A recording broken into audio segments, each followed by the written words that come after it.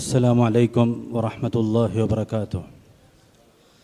بسم الله الرحمن الرحيم. نحمده ونصلي ونسلم على رسوله الكريم. أما بعد، فقد قال الله تعالى في كلامه المجيد: أعوذ بالله من الشيطان الرجيم. وما أموالكم ولا أولادكم بالتي تقربكم عندنا زلفى إلا من آمن وعمل صالحا فأولئك وما كان أموالكم ولا أولادكم بالتي تقربكم عندنا زلفى إلا من آمن وعمل صالحا. وقال النبي عليه الصلاة والسلام: كلكم راع وكلكم مسؤول عن رعيته، أو كما قال عليه الصلاة والسلام.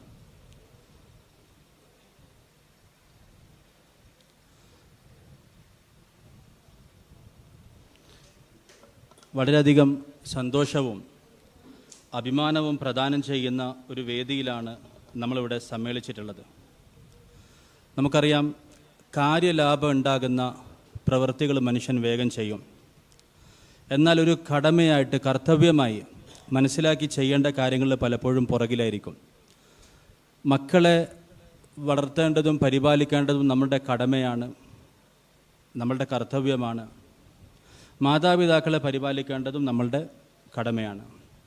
എന്നാൽ ഖുർആനിൽ മാതാപിതാക്കളുടെ കാര്യം പ്രത്യേകം എടുത്തു പറയാണ്, പ്രത്യേകിച്ച് അവർ വാർദ്ധക്യത്തിലെത്തിയാൽ എന്നൊന്നും കൂടെ പറയാണ്.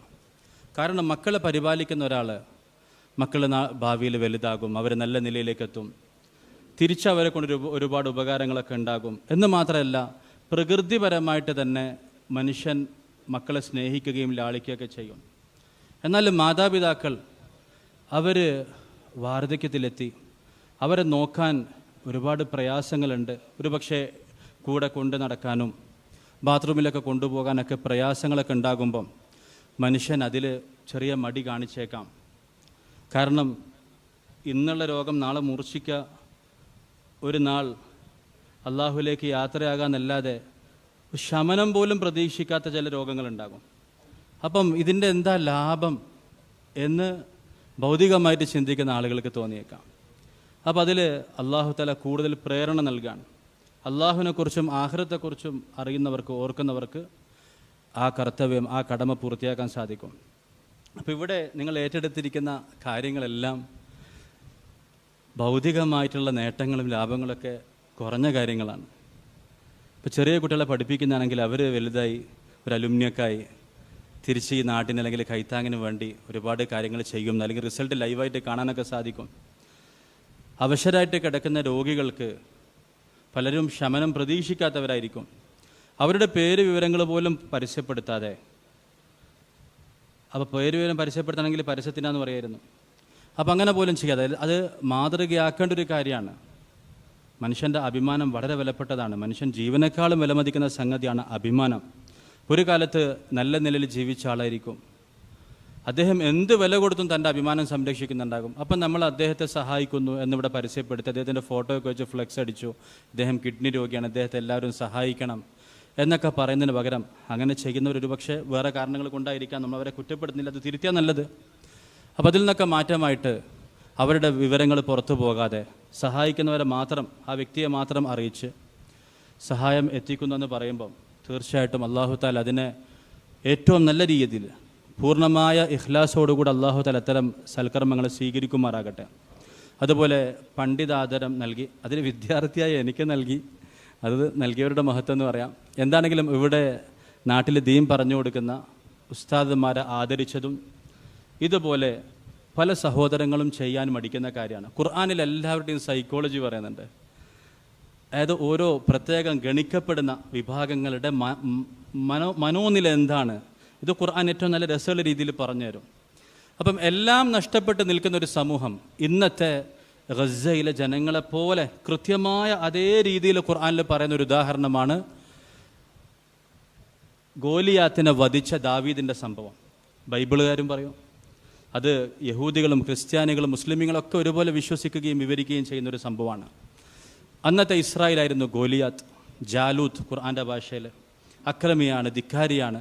ആ അക്രമിയാൽ അടിച്ചമർത്തപ്പെട്ടൊരു സമൂഹം അവർക്കൊരു ഉയർത്തിയെഴുന്നേൽപ്പിന് വേണ്ടി ഒരു നേതാവിന് അള്ളാഹു നിയമിച്ചു. അള്ളാഹു തആല നിങ്ങൾക്ക് ഖദ് ബഅസ ലക്കും താലൂത മലിക, താലൂത്തിനെ നിങ്ങളുടെ ഉത്തരവാദിത്തം ഏൽപ്പിച്ചിരിക്കുന്നു, തലവനായി നിയമിച്ചിരിക്കുന്നു. അപ്പോൾ പണക്കാർ പറഞ്ഞ കാര്യം, ഖാലു അന്നാ യകൂനു ലഹുൽ മുൽക്കു അലൈന വനഹ്നു അഹഖു ബിൽ മുൽക്കി മിൻഹു വലം യുഅത സഅതൻ മിനൽ മാൽ. അദ്ദേഹത്തിന് എങ്ങനെ നേതാവാക്കും? ഞങ്ങളല്ലേ പണമുള്ളവർ, ഞങ്ങളല്ലേ സൗകര്യങ്ങളൊക്കെ ഉള്ളവർ, അദ്ദേഹത്തിന് ഇത്രയും പണവും സൗകര്യവും ഇല്ലല്ലോ. അപ്പോൾ അള്ളാഹു തആല അതിന് മറുപടി പറയണം, അദ്ദേഹത്തിന് അള്ളാഹു ഇൽമ് നൽകിയിട്ടുണ്ട്, അള്ളാഹു അദ്ദേഹത്തിന് ആരോഗ്യം നൽകിയിട്ടുണ്ട്. ഇവിടെ ഇപ്പോൾ എന്താണോ മുമ്പിലുള്ളത്? യുദ്ധമാണ്. അതിന് വേണ്ട കാര്യങ്ങളും ഇൽമൊക്കെ അള്ളാഹു തആല അദ്ദേഹത്തിന് കൊടുത്തിട്ടുണ്ട്. അപ്പം ഇൽമുള്ള നേതൃത്വത്തെ അനുസരിക്കാൻ മടിയുള്ള ഒരു സമൂഹം ഉണ്ടെന്നർത്ഥം. അത് നിങ്ങൾക്ക് ഇന്നും കാണാം. ഖുർആൻ വെറുതെ ഒരു കാര്യം, ഒരു സംഭവം പറയൂല, അത് റിലേറ്റബിൾ ആയിരിക്കും. അത് എല്ലാ കാലത്തും എല്ലാ നാട്ടിലും ഒരു ഉപമയായിട്ട് എടുക്കാനും നമ്മൾ മനസ്സിലാക്കാനും തിരുത്താനുള്ളതായിരിക്കും.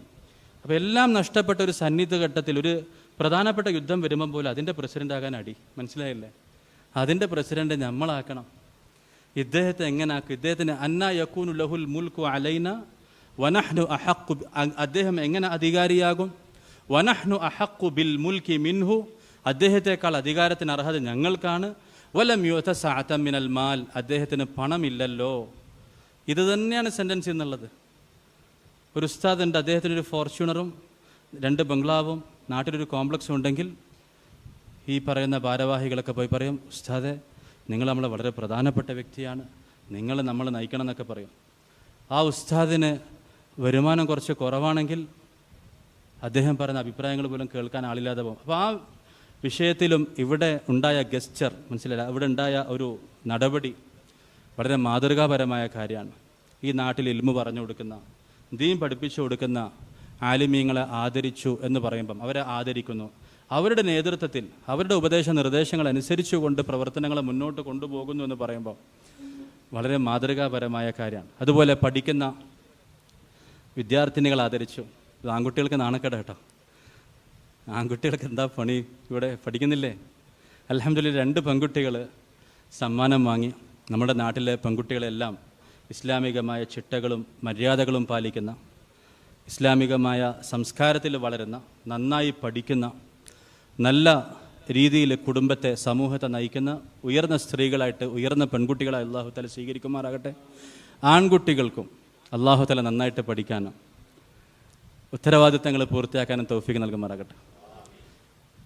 അപ്പം അതുപോലെ നല്ല രീതിയിൽ പ്രവർത്തിക്കുന്ന അൽഹംദുലില്ലാഹ് ഈ കൂട്ടായ്മയിൽ വരാനും. ഇതിപ്പോൾ കുടുംബ സംഗമം എന്ന് സാധാരണ എന്താ പറയുന്നത്? ഒരു കുടുംബത്തിൽ എല്ലാവരും സംഗമിക്കുന്നതിനെ പറയാം.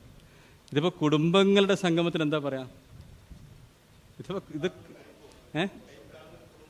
അതെ, ഇതൊരു കുടുംബം, കൈത്താങ് കുടുംബം. ഇപ്പോൾ സാധാരണ കുടുംബ സംഗമം എന്ന് പറഞ്ഞാൽ ഇപ്പം നാലകത്ത് കുടുംബം അല്ലെങ്കിൽ വയലിൽ ഒരു കുടുംബം സംഗമിക്കുകയാണ്. അപ്പോൾ കുടുംബ സംഗമം എന്ന് പെട്ടെന്ന് ഒരാൾ കേൾക്കുമ്പോൾ ഒരു കുടുംബത്തിൻ്റെ സംഘം, ഇത് കുടുംബമല്ല, ഇത് ഒരുപാട് കുടുംബങ്ങളുടെ സംഘമാണ്. അതിൽ ഇത്രയും ആളുകൾ അൽഹംദുലില്ലാഹ് ഈ പരിപാടിയിൽ പങ്കെടുത്തു. നമ്മൾ വീട്ടിലും കുടുംബത്തിലും പ്രത്യേകിച്ച് ശ്രദ്ധിക്കേണ്ട കാര്യങ്ങൾ ഓർമ്മപ്പെടുത്താണ്. എൻ്റെ വീട്ടിലും കുടുംബത്തിലും അടക്കം നമ്മളുടെ വീടുകളിൽ അമൽ ചെയ്യാൻ വേണ്ടി ഒന്നാമത്തെ സംഗതി, ദീനിൻ്റെ ആത്മാവ്, ഒരു മനുഷ്യനെ സൃഷ്ടിച്ചതിൻ്റെ ലക്ഷ്യം അള്ളാഹുവിനെ അറിയലാണ്. ഒരാൾ ജനിച്ച് എത്തിപ്പെട്ടത് ഒരു ദ്വീപിൽ എത്തിപ്പെട്ടു എന്ന് കരുതുക, അവിടെ ജനവാസയിൽ ഒറ്റപ്പെട്ടു പോയി എന്ന് കരുതുക. ഇദ്ദേഹത്തിൻ്റെ ദീനിൻ്റെ കൽപ്പന എന്താ ഉള്ളത്? ദഅവത്ത് ചെയ്യാൻ അവിടെ ആരുമില്ല, ഒരു മെഡിക്കൽ റിലീഫ് നടത്താൻ അവിടെ ആരുമില്ല, എന്തെങ്കിലും ചെയ്യാന്ന് വെച്ചാൽ അവിടെ ആരെയും വേണ്ട, അയാൾ ഒറ്റപ്പെട്ടു പോയി. അപ്പോൾ ഇദ്ദേഹത്തിനുള്ള ദീൻ എന്താണ്? അള്ളാഹുവിനെ അറിയലും ആരാധിക്കലും അല്ലേ? അപ്പോൾ ഒരു മനുഷ്യൻ്റെ സൃഷ്ടിപ്പ്, ഇപ്പം നമ്മൾ ഭാര്യയായിട്ട് ജീവിക്കുമ്പോൾ ഭാര്യയോട് കടമ ഉണ്ടായി, മക്കൾ ജനിക്കുമ്പോൾ മക്കളോട് കടമ ഉണ്ടായി, പള്ളിയിൽ പോകുന്നു, സമൂഹത്തിൽ എല്ലാവരെയും കാണുന്നു, അപ്പോൾ സമൂഹത്തിലെ മര്യാദകളൊക്കെ പാലിക്കണം. ഒരാൾ ഒറ്റയ്ക്കല്ലേ ജനിക്കുന്നത്, ഒറ്റയ്ക്കല്ലേ മരിക്കുന്നത്?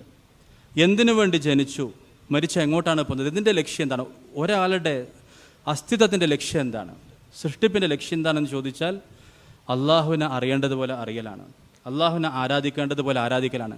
അത് ഉള്ളിൽ വന്നു കഴിഞ്ഞാൽ പിന്നെ ഒരു ദിക്റിനും നമ്മൾ കൊടുക്കുന്ന ഒരു മരുന്നിനും നമ്മൾ കൊടുക്കുന്ന ഒരു ഈത്തപ്പഴത്തിനും അതിൻ്റെ പവർ വേറെ തന്നെയാണ്. അള്ളാഹുവിനെ അറിഞ്ഞ് മനസ്സിലാക്കിക്കൊണ്ട് ഈ അമലുകളൊക്കെ ചെയ്യുമ്പം ഇന്നമാ യതഖബ്ബലുല്ലാഹു മിനൽ മുത്തഖീൻ, ഖുർആനിൽ വളരെയധികം പ്രതീക്ഷ നൽകുന്ന ആയത്തുകളും വളരെയധികം ഭയപ്പെടുത്തുന്ന ആയത്തുകളുണ്ട്. അതിൽ ഭയപ്പെടുത്തുന്ന ആയത്തുകളിൽ ഒന്നാണ് ഹൃദയത്തിൽ തഖ്വ ഉള്ളവൻ്റേത് മാത്രമേ അള്ളാഹു സ്വീകരിക്കുകയുള്ളൂ. ഇന്നമാ യതഖബ്ബലുല്ലാഹു മിനൽ മുത്തഖീൻ. അമൽ ചെയ്യുമ്പം മനസ്സറിഞ്ഞ് അള്ളാഹുവിനെ ഓർത്ത് ചെയ്തവരുടേത് മാത്രമേ അള്ളാഹു സ്വീകരിക്കുകയുള്ളൂ എന്ന് പറയണം. ഇന്ന് പലപ്പോഴും നമുക്ക് ദുനിയാവിൻ്റെ ലക്ഷ്യങ്ങൾ വരുന്നത് അള്ളാഹുവിനെ കുറിച്ച് അറിയാത്തതുകൊണ്ടാണ്. പ്രസിദ്ധിയാണ് നമ്മൾ ലക്ഷ്യമെങ്കിൽ അള്ളാഹുവിന് വേണ്ടി ചെയ്യലാണ് നല്ലത്. കാരണം അള്ളാഹു നൽകുന്ന പ്രസിദ്ധിയേക്കാൾ കൂടുതൽ ഒരു സാമൂഹിക മാധ്യമവും തരാൻ പോകുന്നില്ല. അള്ളാഹു സൃഷ്ടി ചരാചരങ്ങളുടെ മുമ്പിൽ ഖിയാമത്ത് നാൾ ഇത് അറിയിക്കും. മുഴുവൻ ജനകോടികളുടെ മുമ്പിൽ അള്ളാഹു നമ്മൾ ആദരിക്കും. ഇദ്ദേഹം എനിക്ക് വേണ്ടി സദഖ ചെയ്തു എന്നല്ല പ്രത്യേകം ചോദിക്കും. ഇന്ന് കിടപ്പ് രോഗികളെന്നൊക്കെ പറയുമ്പം, ശമനം പ്രതീക്ഷിക്കാത്ത രോഗികളെന്നൊക്കെ പറയുമ്പോൾ വളരെ ഡേഞ്ചറാണ്. കാരണം 2-3 കാര്യങ്ങൾ ചോദിക്കുന്നതിൽ, ഞാൻ രോഗിയായി നീ എന്നെ സന്ദർശിച്ചില്ല, എനിക്ക് വിശന്നു നീ എനിക്ക് ഭക്ഷണം തന്നില്ല എന്നൊക്കെ പറയുമ്പം മനുഷ്യൻ ചോദിക്കും, അള്ളാഹു റബ്ബുൽ ആലമീനായ നീ എങ്ങനെ രോഗിയാകും? എൻ്റെ ഇന്ന അടിമ രോഗിയായി, അദ്ദേഹത്തിനെ നിങ്ങൾ സന്ദർശിച്ചിരുന്നെങ്കിൽ ലവജത്തനി ഇൻദഹു, നിങ്ങൾക്കതിൻ്റെ പ്രതിഫലം ഇവിടെ കാണാമായിരുന്നു എന്നല്ല പറഞ്ഞത്. നിങ്ങൾക്കതിൻ്റെ പ്രതിഫലം ഇവിടെ കിട്ടുമായിരുന്നു എന്നല്ല പറഞ്ഞത്. നിങ്ങൾക്ക് എന്നെ അവിടെ കാണാമായിരുന്നു എന്നാണ് പറഞ്ഞത്. ലവജത്തനി ഇൻദഹു, നിങ്ങൾക്ക് എന്നെ അവിടെ കാണാമായിരുന്നു. അപ്പോൾ ഉറപ്പായിട്ടും ഇതിനെക്കുറിച്ച് ചോദ്യം ഉണ്ടാകും, ഇതിൻ്റെ പേരിൽ ആദരവുണ്ടാകും, അംഗീകാരം ഉണ്ടാകും. അപ്പം ഒരു ലേഖനത്തിൽ പേര് വന്ന് അതൊരു 30 ആൾ വായിക്കുന്നതിനേക്കാളും എത്രയോ വലുതാണ് അള്ളാഹു തആല ഈ രംഗങ്ങളെല്ലാം നാളെ ലൈവായിട്ട് കാണിക്കും. ലൈവ് എന്ന് പറഞ്ഞാൽ ഇപ്പം ഇന്ന് നമ്മൾ കാണുന്ന പോലെ ഒന്നും ആയിരിക്കില്ല. ലൈവ് നമ്മൾ കാണുന്നത് വീഡിയോ അല്ല, അതല്ല. മിക്കവാറും ഈ ചെയ്തതിന് അള്ളാഹു തആല ഇങ്ങനെ തന്നെ അവിടെ ഹാജരാക്കും. വവജദു മാ അമിലു ഹാദിറ, അവർ ചെയ്തതിന് അവിടെ ഹാജരാക്കപ്പെടും. ചെയ്ത പ്രവൃത്തി കാണിക്കപ്പെടും, ആ പ്രവൃത്തി അവിടെ ഹാജരാക്കപ്പെടും എന്ന് പറഞ്ഞാൽ ഇതിൻ്റെയൊക്കെ ഒരു റീപ്ലേ, നമ്മൾ മനസ്സിലാക്കുന്ന റീപ്ലേ എന്നാൽ വീഡിയോ റീപ്ലേ ആയിരിക്കും. അതല്ല, മിക്കവാറും അതിനേക്കാൾ യാഥാർത്ഥ്യമുള്ള രീതിയിൽ ഈ സംഗതിയെ അങ്ങനെ തന്നെ അവിടെ പുനരാവിഷ്കരിച്ച് എന്താണ് രഹസ്യമായിട്ടും പരസ്യമായിട്ടും ഇവരൊക്കെ ചെയ്തതെന്ന് അള്ളാഹു മാലോകരെ കാണിച്ചു കൊടുക്കും. അപ്പോൾ അന്നുള്ള പേരും അന്നുള്ള പ്രസിദ്ധിയും അന്ന് 4 ആൾ അറിയലും ഒക്കെയാണ് ആവശ്യം. അതിന് കൂടെ അള്ളാഹു തആല ദുനിയാവിലും ആളുകളെ കൊണ്ട് നല്ലത് പറയിപ്പിക്കും. അള്ളാഹു തആല ഇഷ്ടം ജനങ്ങളെ ഹൃദയങ്ങളിൽ ഇട്ടുകൊടുക്കും. അപ്പോൾ ഞാൻ പറഞ്ഞു വന്നത്, അള്ളാഹുവിനെ കുറിച്ച് അറിയാത്തപ്പോഴാണ് മനുഷ്യൻ ചെറിയ ചെറിയ കാര്യങ്ങൾ ആഗ്രഹിക്കുന്നത്. ഞാൻ നേരത്തെ പറഞ്ഞല്ലോ, മനോനില ഖുർആനിൽ വിവരിക്കുന്നുണ്ടെന്ന്. ഒരാൾ ചിന്തിക്കുന്നത് ഉയർന്ന രീതിയിലാകുമ്പോൾ അതിൻ്റെ ഫലങ്ങളൊക്കെ വേറെ തന്നെയാണ്. ഇപ്പോൾ ഈസാ നബി അലൈഹിസ്സലാമും സമൂഹവും അള്ളാഹുവിനോട് വിഭവങ്ങൾ ചോദിക്കുകയാണ്, സവിശേഷമായ ആഹാരവും മറ്റു കാര്യങ്ങളൊക്കെ. ചിന്തിക്കുന്ന രീതിയിലുള്ള വ്യത്യാസം അള്ളാഹു ഖുർആനിൽ പറയാണ്. ഈസാ നബി അലൈഹിസ്സലാം പറഞ്ഞു, അള്ളാഹു നീ അങ്ങനെ ഒന്ന് ഇറക്കി തന്നാൽ തക്കൂനു ലന്നാ ഈദൻ ലി അവ്വലിനാ വ ആഖിരിനാ വ ആയതൻ മിൻക്, അത് ഞങ്ങൾക്കും ശേഷമുള്ളവർക്കൊക്കെ ഒരു ദൃഷ്ടാന്തമായിരിക്കും. അതൊരു പെരുന്നാൾ ദിവസമായിരിക്കും. അതെപ്പോഴും ഓർക്കാനും സ്മരിക്കാനും ആഘോഷിക്കാനൊക്കെ ഉള്ള ദിവസമായിട്ട് മാറും. അത് നിൻ്റെ വലിയൊരു ദൃഷ്ടാന്തമായിട്ട് മാറും. അതുപോലെ വിഭവങ്ങൾ നൽകുന്നവരിൽ ഏറ്റവും നല്ലത് നീയാണല്ലോ. അപ്പോൾ സവിശേഷമായ ഭക്ഷണ പദാർത്ഥം ഇറക്കുമ്പം അതൊരു ദൃഷ്ടാന്തമായി മാറുമെന്നും ഞങ്ങൾക്കും പിൽക്കാലക്കാർക്കും ഒരു പെരുന്നാൾ ദിവസമായിട്ട് മാറുമെന്നും ശേഷം പറയണം, അള്ളാഹു വിഭവങ്ങൾ നൽകുന്നവരിൽ ഏറ്റവും നല്ലത് നീയാണെന്ന്. കൗമെന്താ പറഞ്ഞെന്നറിയോ? അതെങ്ങനെ ഇറക്കി തന്നാൽ നമുക്ക് തിന്നാൻ കിട്ടുന്നു. മനസ്സിലായില്ലേ? അതായത് ഒരേ കാര്യമാണ് കിട്ടുന്നത്, ചിന്തിച്ച 2 രീതിയിലാണ്. ഖാലു നുരീദു അൻ നഅകുല മിൻഹ, പടച്ചോൻ അത് ഇറക്കി തന്നാൽ നമുക്ക് നല്ലോണം തിന്നാൻ കിട്ടൂലേ? മനസ്സിലായില്ലേ? ഒരാൾ ഉദാഹരണത്തിന് 5 ആൾ എറണാകുളത്തേക്ക് പോകാമെന്നിരിക്കാം. ഓരോരുത്തർ ഓരോ രീതിയിലായിരിക്കും. ഒരാൾക്ക് അവിടെ പോയി ഷോപ്പിംഗ് നടത്താം. വേറൊരാൾ ഇൻഷാ അല്ലാഹ് ഇന്ന് വെള്ളിയാഴ്ചയാണ്, ഏറ്റവും നല്ല ഖുതുബ നടക്കുന്നൊരു പള്ളിയിൽ പോകണം. പിന്നെ ആരെങ്കിലുമൊക്കെ വഴിയിലുണ്ടെങ്കിൽ സഹായിക്കണം. മനുഷ്യന് ചിന്തിക്കുന്ന മനോനില ഉയർന്നതായിരിക്കണം എന്ന് ഖുർആൻ പഠിപ്പിക്കുകയാണ്. ഞാൻ നേരത്തെ പറഞ്ഞത്, ഖുർആൻ ഈ പറയുന്ന സ്വഭാവ ഗുണങ്ങളൊക്കെ വിവരിക്കുന്നുണ്ട്. ഓരോ മനുഷ്യർ ചിന്തിക്കുന്നത് എന്താണ്, നമ്മൾ എങ്ങനെ ചിന്തിക്കണം. മനുഷ്യരുടെ ഇപ്പം 3 വിഭാഗമായിട്ട് തിരിച്ചു: ഭക്തന്മാർ, അതുപോലെ പണ്ഡിതന്മാർ, രാജാക്കന്മാർ. ഇവരുടെ ഗുണദോഷങ്ങളെ ഖുർആനിൽ പറയാണ്. അപ്പോൾ നമ്മൾ അള്ളാഹുവിനെ ശരിക്ക് മനസ്സിലാക്കുകയും അള്ളാഹുവിൽ നിന്ന് ഉയർന്ന പ്രതീക്ഷകൾ വെച്ച് പുലർത്തുകയും ചെയ്യണം. അപ്പോൾ ചെറിയ മനോനിലയുള്ളവരാണ് ആഗ്രഹിക്കുന്നത്, നമ്മളിങ്ങനെ ചെയ്താൽ ഫേസ്ബുക്കിൽ വരും, അല്ലെങ്കിൽ ഏതെങ്കിലും സമൂഹ മാധ്യമത്തിൽ വരും, 10 ആൾ കാണും. ഉയർന്ന മനോനിലയുള്ളവർ ചിന്തിക്കുന്നത് മലക്കുകൾ രേഖപ്പെടുത്തും, ആഖിറത്തിൽ ഇത് വായിക്കപ്പെടും, നാളെ ഇതിന് ലൈവായിട്ട് അവിടെ ഹാജരാക്കപ്പെടും. അപ്പോൾ ഉയർന്ന മനോനിലയിലേക്ക് വരാൻ അള്ളാഹു നമുക്ക് തൗഫീഖ് നൽകുമാറാകട്ടെ. അള്ളാഹുവിനെ അറിയേണ്ടതുപോലെ അറിഞ്ഞാൽ നമുക്ക് ജീവിതം എളുപ്പമാണ്. ദുനിയാവ് എളുപ്പാകാൻ എന്താ ഏറ്റവും നല്ല വഴി എന്നറിയോ? ദുനിയാവിനെ ഹല്ലി വല്യാക്കലാണ്, അതിനെ നിസ്സാരമായിട്ട് കാണലാണ്. ദുനിയാവിനെ നിസ്സാരമായിട്ട് കാണാൻ വലിയ പ്രയാസമാണ്. സൗണ്ട് കുറച്ച് കൂടിയല്ലോ, കൂട്ടിയതാണോ? ചെറിയ ഹോളല്ലേ? ഓക്കെ, നിങ്ങൾ നോക്കിയിട്ട് ചെയ്തോ. ദുനിയാവ് നിസ്സാരമാകാനുള്ള വഴി ആഖിറത്തെക്കുറിച്ച് മനസ്സിലാക്കാനാണ്, അള്ളാഹുവിനെ കുറിച്ച് മനസ്സിലാക്കാനാണ്. അള്ളാഹുവിനെ കുറിച്ച് മനസ്സിലാക്കി കഴിഞ്ഞാൽ പിന്നെ ദുനിയാവ് വളരെ എളുപ്പമാണ്. മകളുടെ കല്യാണം വരുന്നുണ്ട്. നിങ്ങൾ അതിനു വേണ്ടി എത്രത്തോളം ടെൻഷൻ അടിക്കുന്നോ, എത്രത്തോളം ഒരുങ്ങുന്നത് അത്രയും പ്രയാസമായിട്ട് മാറും. അള്ളാഹുവിൽ ബരമേൽപ്പിച്ച് അത് ഇൻഷാ അല്ലാഹ് നടന്നോളും. നിർബന്ധമായിട്ട് ചെയ്യേണ്ട കാര്യങ്ങളൊക്കെ ചെയ്യുക. ബാക്കി അള്ളാഹുവിൽ ബരമേൽപ്പിച്ചുകൊണ്ട് മുന്നോട്ട് നീങ്ങിയാൽ അള്ളാഹുവിൻ്റെ സഹായം അതിലുണ്ടാകും. ഉറപ്പായിട്ട് അള്ളാഹുവിൻ്റെ സഹായം ഉണ്ട്. ഇപ്പോൾ ഈ അടുത്ത് ഞാനൊരു നിക്കാഹിൽ പങ്കെടുത്തു. ചൊവ്വാഴ്ച തീരുമാനിച്ച് ഞായറാഴ്ചത്തേക്ക് നിക്കാഹ് നടന്നു. കേരളത്തിലെ പ്രമുഖനായിട്ടുള്ള, നിങ്ങളൊരു വിരലിലെണ്ണാവുന്ന റെസ്റ്റോറൻറ്റ്, ഒരു 10-20 റെസ്റ്റോറൻറ്റുകൾ എടുത്താൽ അതിൽ ഒരു റെസ്റ്റോറൻറ്റിൻ്റെ മുതലാളിയാണ്. മറുഭാഗത്ത് പ്രസിദ്ധനായ ഒരു ഡോക്ടറും. ഇവരുടെ മകനും ഒരാളുടെ പേരമകളും തമ്മിലുള്ള നിക്കാഹാണ്. ആലോചിച്ചു, അവർക്ക് ഇഷ്ടമായി, തീരുമാനിച്ചു. ഒരാഴ്ചക്കുള്ളിൽ നിക്കാഹ് നടത്തി. അദ്ദേഹം ആ റെസ്റ്റോറൻറ്റിൻ്റെ ഒരു ഭാഗത്ത് കസ്റ്റമേഴ്സിനും അടുത്ത വേറെ ഭാഗത്ത് കല്യാണത്തിന് വന്ന അതിഥികൾക്കും ഭക്ഷണം കൊടുത്ത് പരിപാടി കഴിഞ്ഞു. എന്താ വിവാഹബന്ധത്തിന് എന്തെങ്കിലും കുറവുണ്ടോ, സ്നേഹത്തിന് എന്തെങ്കിലും കുറവുണ്ടോ?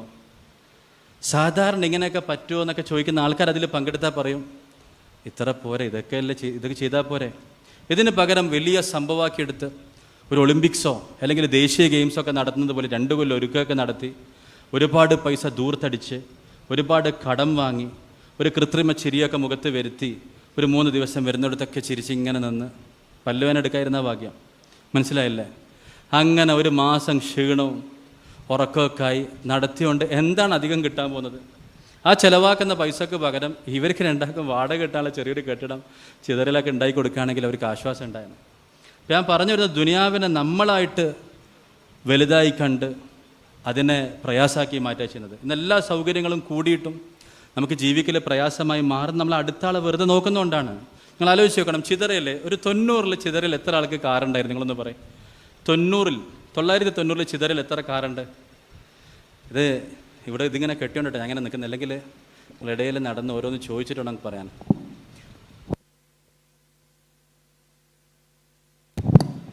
നിങ്ങൾ പറയും, ഇതൊരു മറയാ നമ്മുടെ ഇടയിൽ. 1990-ൽ ചിതറിൽ എത്ര കാറുണ്ട്? നിങ്ങളൊന്ന് പറയും. ഇല്ല, ഇവിടെ വരാണല്ലോ, നോക്കാം. നിങ്ങളൊന്ന് പറയാം. ഉസ്താദ് പറയും. നമ്മൾ അമീർ സാഹിബ് 1990-ൽ ചിതറിൽ എത്ര കാറുണ്ടാവും? അല്ല, വളരെ കുറവില്ല. എണ്ണാൻ പറ്റും നിങ്ങൾക്ക്. ചായപ്പൊടി ഒരാളുണ്ടാവും, ഒരാൾ വേറെ എന്തെങ്കിലും ഉണ്ടാവും, ഒരു ഗൾഫുകാരനുണ്ടാവും. ആരാ 90-ൽ ഉണ്ടായിരുന്നോ? കാറുണ്ടായിരുന്നോ? ഒരു കാറ് പറയും നിങ്ങൾ. ഒരാൾ പേര് പറയും.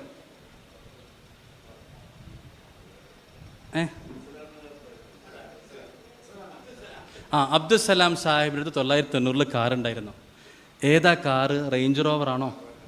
ഏതാ കാറ്? റേഞ്ച് റോവറാണോ? അല്ല, അംബാസഡർ. AC ഉണ്ടായിരുന്നോ? AC ഇല്ല. AC ഇല്ലാത്ത അംബാസഡർ. ഓക്കെ, ദിവസം രാവിലെ തുറന്ന് വെള്ളമൊഴിച്ച് സ്റ്റാർട്ടാക്കി ആക്സിലേറ്റർ കുറച്ച് നേരം കൊടുത്ത് എന്നിട്ട് വേണം ഇത് സ്റ്റാർട്ടായി കിട്ടാൻ. ഓക്കെ, നിങ്ങൾക്ക് ഇന്നത് ഫ്രീ ആയിട്ട് തന്ന ആവശ്യമുണ്ടോ? ആ വണ്ടി നിങ്ങൾക്ക് ഇന്ന് ഫ്രീ ആയിട്ട് തരാൻ. ഓടിച്ചോളി എന്ന് പറഞ്ഞു. ആരെങ്കിലും അത് വാങ്ങോ? ആ വണ്ടി ആരെങ്കിലും വാങ്ങുമെങ്കിൽ പറയും. ഇപ്പം ആർക്കും വേണ്ട. അന്ന് മൂപ്പരെങ്ങനെ ഈ നാട്ടിലൂടെ പോയത്? പഠിച്ചവൻ ഒന്നിനും കൊള്ളാത്ത വണ്ടിയാണല്ലോ ഇത് ആരും വെറുതെ കൊടുത്താൽ പോലും വാങ്ങാത്ത സാധനമാണല്ലോ എന്ന് ചിന്തിച്ചുകൊണ്ടാണോ പോയത്? അതോ ഗമയോടെയാണോ പോയത്? അല്ലേ? സന്തോഷത്തോടെ, അഭിമാനത്തോടെ. അപ്പോൾ ഇന്ന് ആ വണ്ടി ഇവിടെ കിട്ടിയ ആർക്കും വേണ്ട. ഇന്ന് അതിനേക്കാളും മുന്തിയ വണ്ടിയിൽ പോയിട്ട് നമ്മൾ പറയും, ഇത് പോരാ, വണ്ടി ഒന്ന് മാറ്റണം, വീട്ടിലൊന്ന് അടുക്കള കൂട്ടിയെടുക്കണം, മുമ്പോട്ടൊന്നും കൂടെ വലുതാക്കണം. ഇത് തീരാത്ത പോക്കാണ്. മനസ്സിലായില്ലേ? ഇതിപ്പോൾ ആർക്ക് എന്ത് കിട്ടിയാലും വേറൊരു വീട് നോക്കി ഇത് ചെറുതാന്ന് തന്നെ തോന്നുള്ളൂ. അപ്പം അന്ന് ഏറ്റവും വലിയ പൈസക്കാരന് വളരെ ഗമയോടെ വളരെ സന്തോഷത്തോടെ ഉപയോഗിച്ചതിനേക്കാളും മുന്തിയ വാഹനം ഇന്ന് പലരുടെ അടുത്തുമുണ്ട്. ഇന്ന് ആ ഗമ എന്തുകൊണ്ട് ഫീൽ ചെയ്യുന്നില്ല? അപ്പുറത്തും ഇപ്പുറത്തൊക്കെ നോക്കുമ്പോൾ അതിനേക്കാൾ നല്ലതൊക്കെ ഉണ്ട്.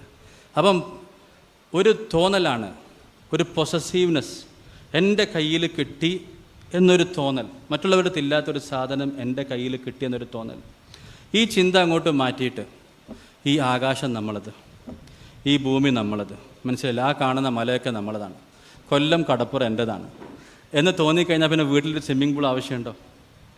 വീട്ടിൽ ലക്ഷക്കണക്കിന് ഉറുപ്പിക കൊടുത്തിട്ട് സ്വിമ്മിംഗ് പൂൾ ഉണ്ടാക്കി, അതിൽ ക്ലോറിനുള്ള വെള്ളമൊക്കെ ഉണ്ടാക്കി, ഇയാളെ മക്കൾ ഒരിക്കലും അതിൽ കുളിക്കില്ല കേട്ടോ. കുടുംബക്കാർ വന്ന് അതിൽ കുളിക്കാമെന്നല്ലാതെ, അത് വല്ലപ്പോഴും കാണുന്നവർ അതിലൊന്ന് ചാടും എന്നല്ലാതെ ഇദ്ദേഹത്തിൻ്റെ മക്കൾ ഒരു പക്ഷേ ആ സ്വിമ്മിംഗ് പൂളിലൊന്ന് കുളിച്ചിട്ട് ചിലപ്പോൾ ഒരു വർഷമായിട്ടുണ്ടാകും.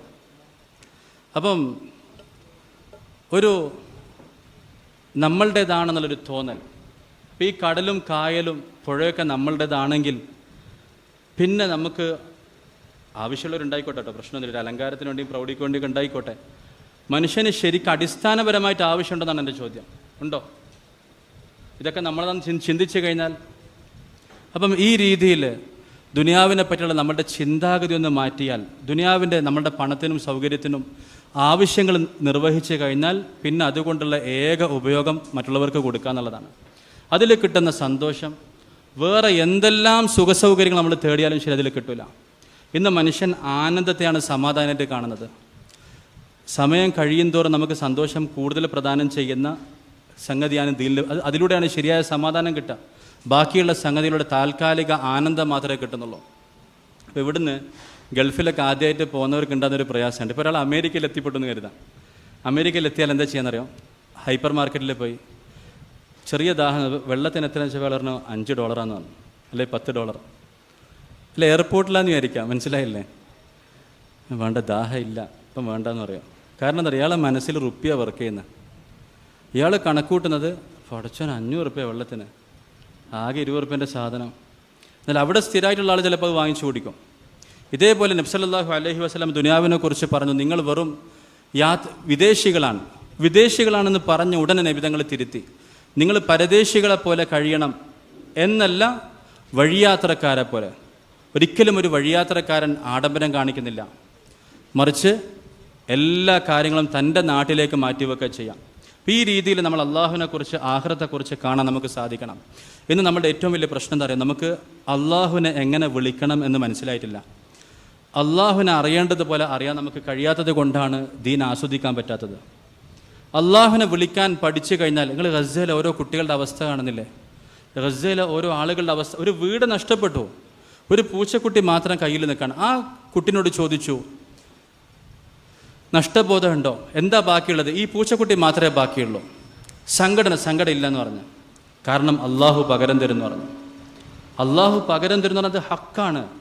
ഇന്ന് നമുക്ക് വിശ്വാസമുണ്ട്, ആ വീട് നഷ്ടപ്പെട്ട ആ വ്യക്തിനോട് ഖത്തർ രാജാവ് പറഞ്ഞു പകരം തരാം എന്നൊരു വാർത്ത വന്നാൽ നമ്മൾ ഒരിക്കലും അൽഹംദുലില്ലാ, ചങ്ങായിക്ക് നഷ്ടമൊന്നും ഉണ്ടായില്ല, വീട് പോയെങ്കിലും ഖത്തർ രാജാവ് തിരിച്ചു കൊടുക്കാമെന്ന് പറഞ്ഞിട്ടുണ്ട്. അപ്പോൾ ഈ ഖത്തർ രാജാവ് പറഞ്ഞാൽ, അല്ലെങ്കിൽ ഏതെങ്കിലും ഗവൺമെൻറ് ഏറ്റെടുത്തു, ഇന്ന ആളുടെ വീട് നഷ്ടപ്പെട്ടു, വീട് മുഴുവൻ തകർന്നു പോയി, ഇന്ന രാജാവ് പറഞ്ഞു പകരം വീട് നിർമ്മിച്ച് നൽകും എന്ന് പറഞ്ഞാൽ നമുക്ക് ആ പ്രശ്നം കഴിഞ്ഞില്ലേ? ആ വീട് നഷ്ടപ്പെട്ടതിലുള്ള എല്ലാ പ്രശ്നവും തീർന്നില്ലേ? ഇപ്പോൾ ഹൈവേ വന്നു, വീട് കൊണ്ടുപോയി 5 ഇരട്ടി വില തരാമെന്ന് പറഞ്ഞു. വീട് പോലുള്ള വിഷമം തീർന്നോ ഇല്ലേ? മാർക്കറ്റ് വിലയേക്കാൾ 5 ഇരട്ടി വില തരാമെന്ന് പറഞ്ഞാൽ പിന്നെ അതിൽ സങ്കടമില്ലല്ലോ. അപ്പോൾ ഇതിൽ നമുക്ക് വിശ്വാസമുണ്ട്, രാജാക്കന്മാരുടെ വാഗ്ദാനങ്ങൾ വിശ്വാസമുണ്ട്.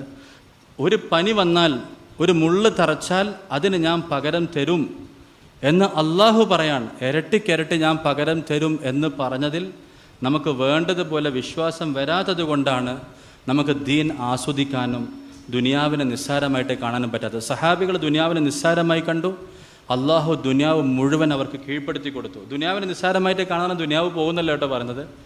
വിടുന്നതിനനുസരിച്ച് ദുനിയാവ് ഇങ്ങോട്ട് വരിക ചെയ്യുക. നമ്മൾ ബുദ്ധിപരമായിട്ട് പ്രവർത്തിക്കണം, പഠിക്കണം, നല്ല ജോലി ചെയ്യണം, ബാക്കി മറ്റുള്ളവർക്ക് ചെയ്തു കൊടുക്കണം, അള്ളാഹുവിൻ്റെ തൃപ്തി സമ്പാദിക്കണം എന്നൊരു നിയത്ത് നമ്മൾ ചെയ്തു കഴിഞ്ഞാൽ പിന്നെ ദുനിയാവ് ഒരു വിലയുമില്ലാതെ നമ്മളുടെ പുറകിൽ വരിക ചെയ്യാം.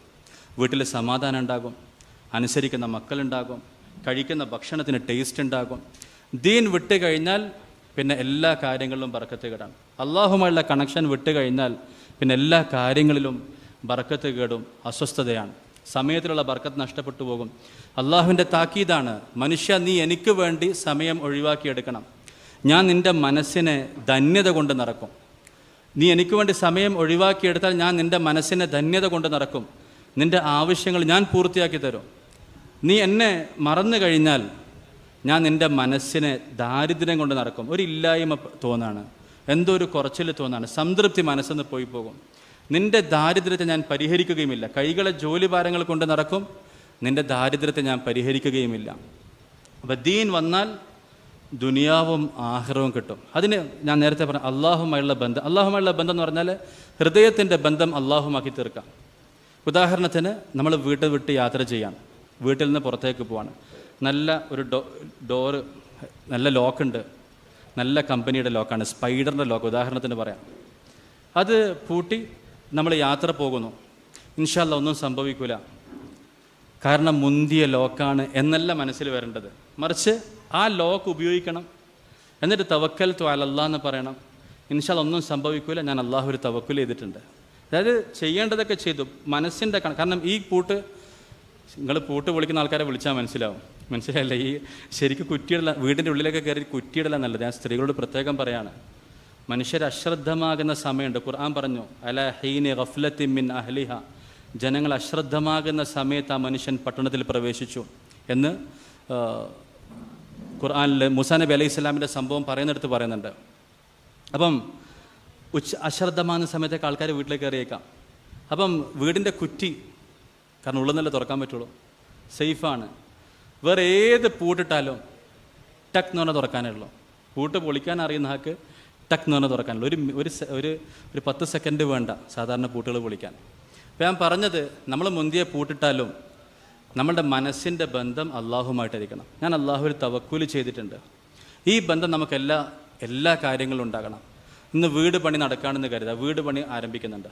അപ്പം തുടങ്ങുമ്പോൾ ഞാൻ അള്ളാഹുവിനോട് ദുആ ചെയ്യാം, 2 റക്അത്ത് നിസ്കരിക്കാം. നമുക്കൊരു ചാൻസാണ്, ഓരോന്നും ഓരോ ചാൻസാണ് അള്ളാഹുവിനെ വിളിക്കാൻ. അപ്പോൾ അള്ളാഹുവിനോട് സഹായം ചോദിക്കുക, അള്ളാഹുവേ നീ എനിക്ക് താമസിക്കാൻ ഏറ്റവും നല്ല വീട് നൽകണം, വീടിൻ്റെ പണി എളുപ്പാക്കി തരണം. ഞങ്ങൾ കഴിവില്ലാത്തവരാണ്, ഞങ്ങൾ മിസ്കീന്മാരാണ്, ഈ ജോലി നീ ഏറ്റെടുത്താൽ ഇത് എളുപ്പമാണ്. അങ്ങനെ നമ്മളുടെ ഭാഷയിൽ നമ്മൾ അള്ളാഹുവിനോട് പറയണം. അള്ളാഹു നമ്മളുടെ കാര്യങ്ങൾ ഏറ്റെടുക്കും.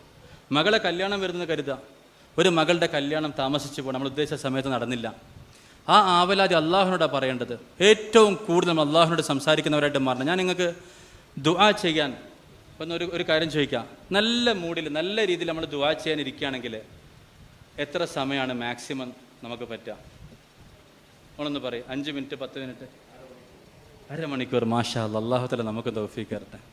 അരമണിക്കൂർ. ഞാൻ നബിതങ്ങളുടെ സാധാരണ ദുആൻ്റെ കണക്ക് പറഞ്ഞിട്ട്, സാധാരണ തങ്ങൾ സവിശേഷ സന്ദർഭങ്ങളിൽ ചെയ്യുന്ന ദുആൻ്റെ ഒരു കണക്ക്. ഇപ്പോൾ ജംറയിൽ എറിയുന്നു. ജംറയിൽ എറിഞ്ഞതിന് ശേഷം നബി സല്ലല്ലാഹു അലൈഹി വസല്ലം ദുആ ചെയ്തു. എത്രയെന്നറിയാം എൻ്റെ കണക്ക്? വഖഫ തവീൽ എന്ന ഹദീസിലുള്ളത്, ദീർഘമായി നിന്നു. അപ്പോൾ നബിതങ്ങളെ ചെയ്യുന്ന കാര്യങ്ങളൊക്കെ കോപ്പി ചെയ്ത് അതുപോലെ ചെയ്യുന്ന സഹാബിയാണ് ഇബ്നു ഉമർ റളിയല്ലാഹു അൻഹു. ഇബ്നു ഉമർ റളിയല്ലാഹു അൻഹുവിൻ്റെ പ്രവൃത്തി നോക്കുമ്പോൾ ഖദറ സൂറത്തിൽ ബഖറ എന്നുള്ളത്. അതായത് ഒരു ജംറയിൽ 3 ജംറ ഉണ്ട്, ഒന്നിലേക്ക് 7 പ്രാവശ്യം എറിയണം.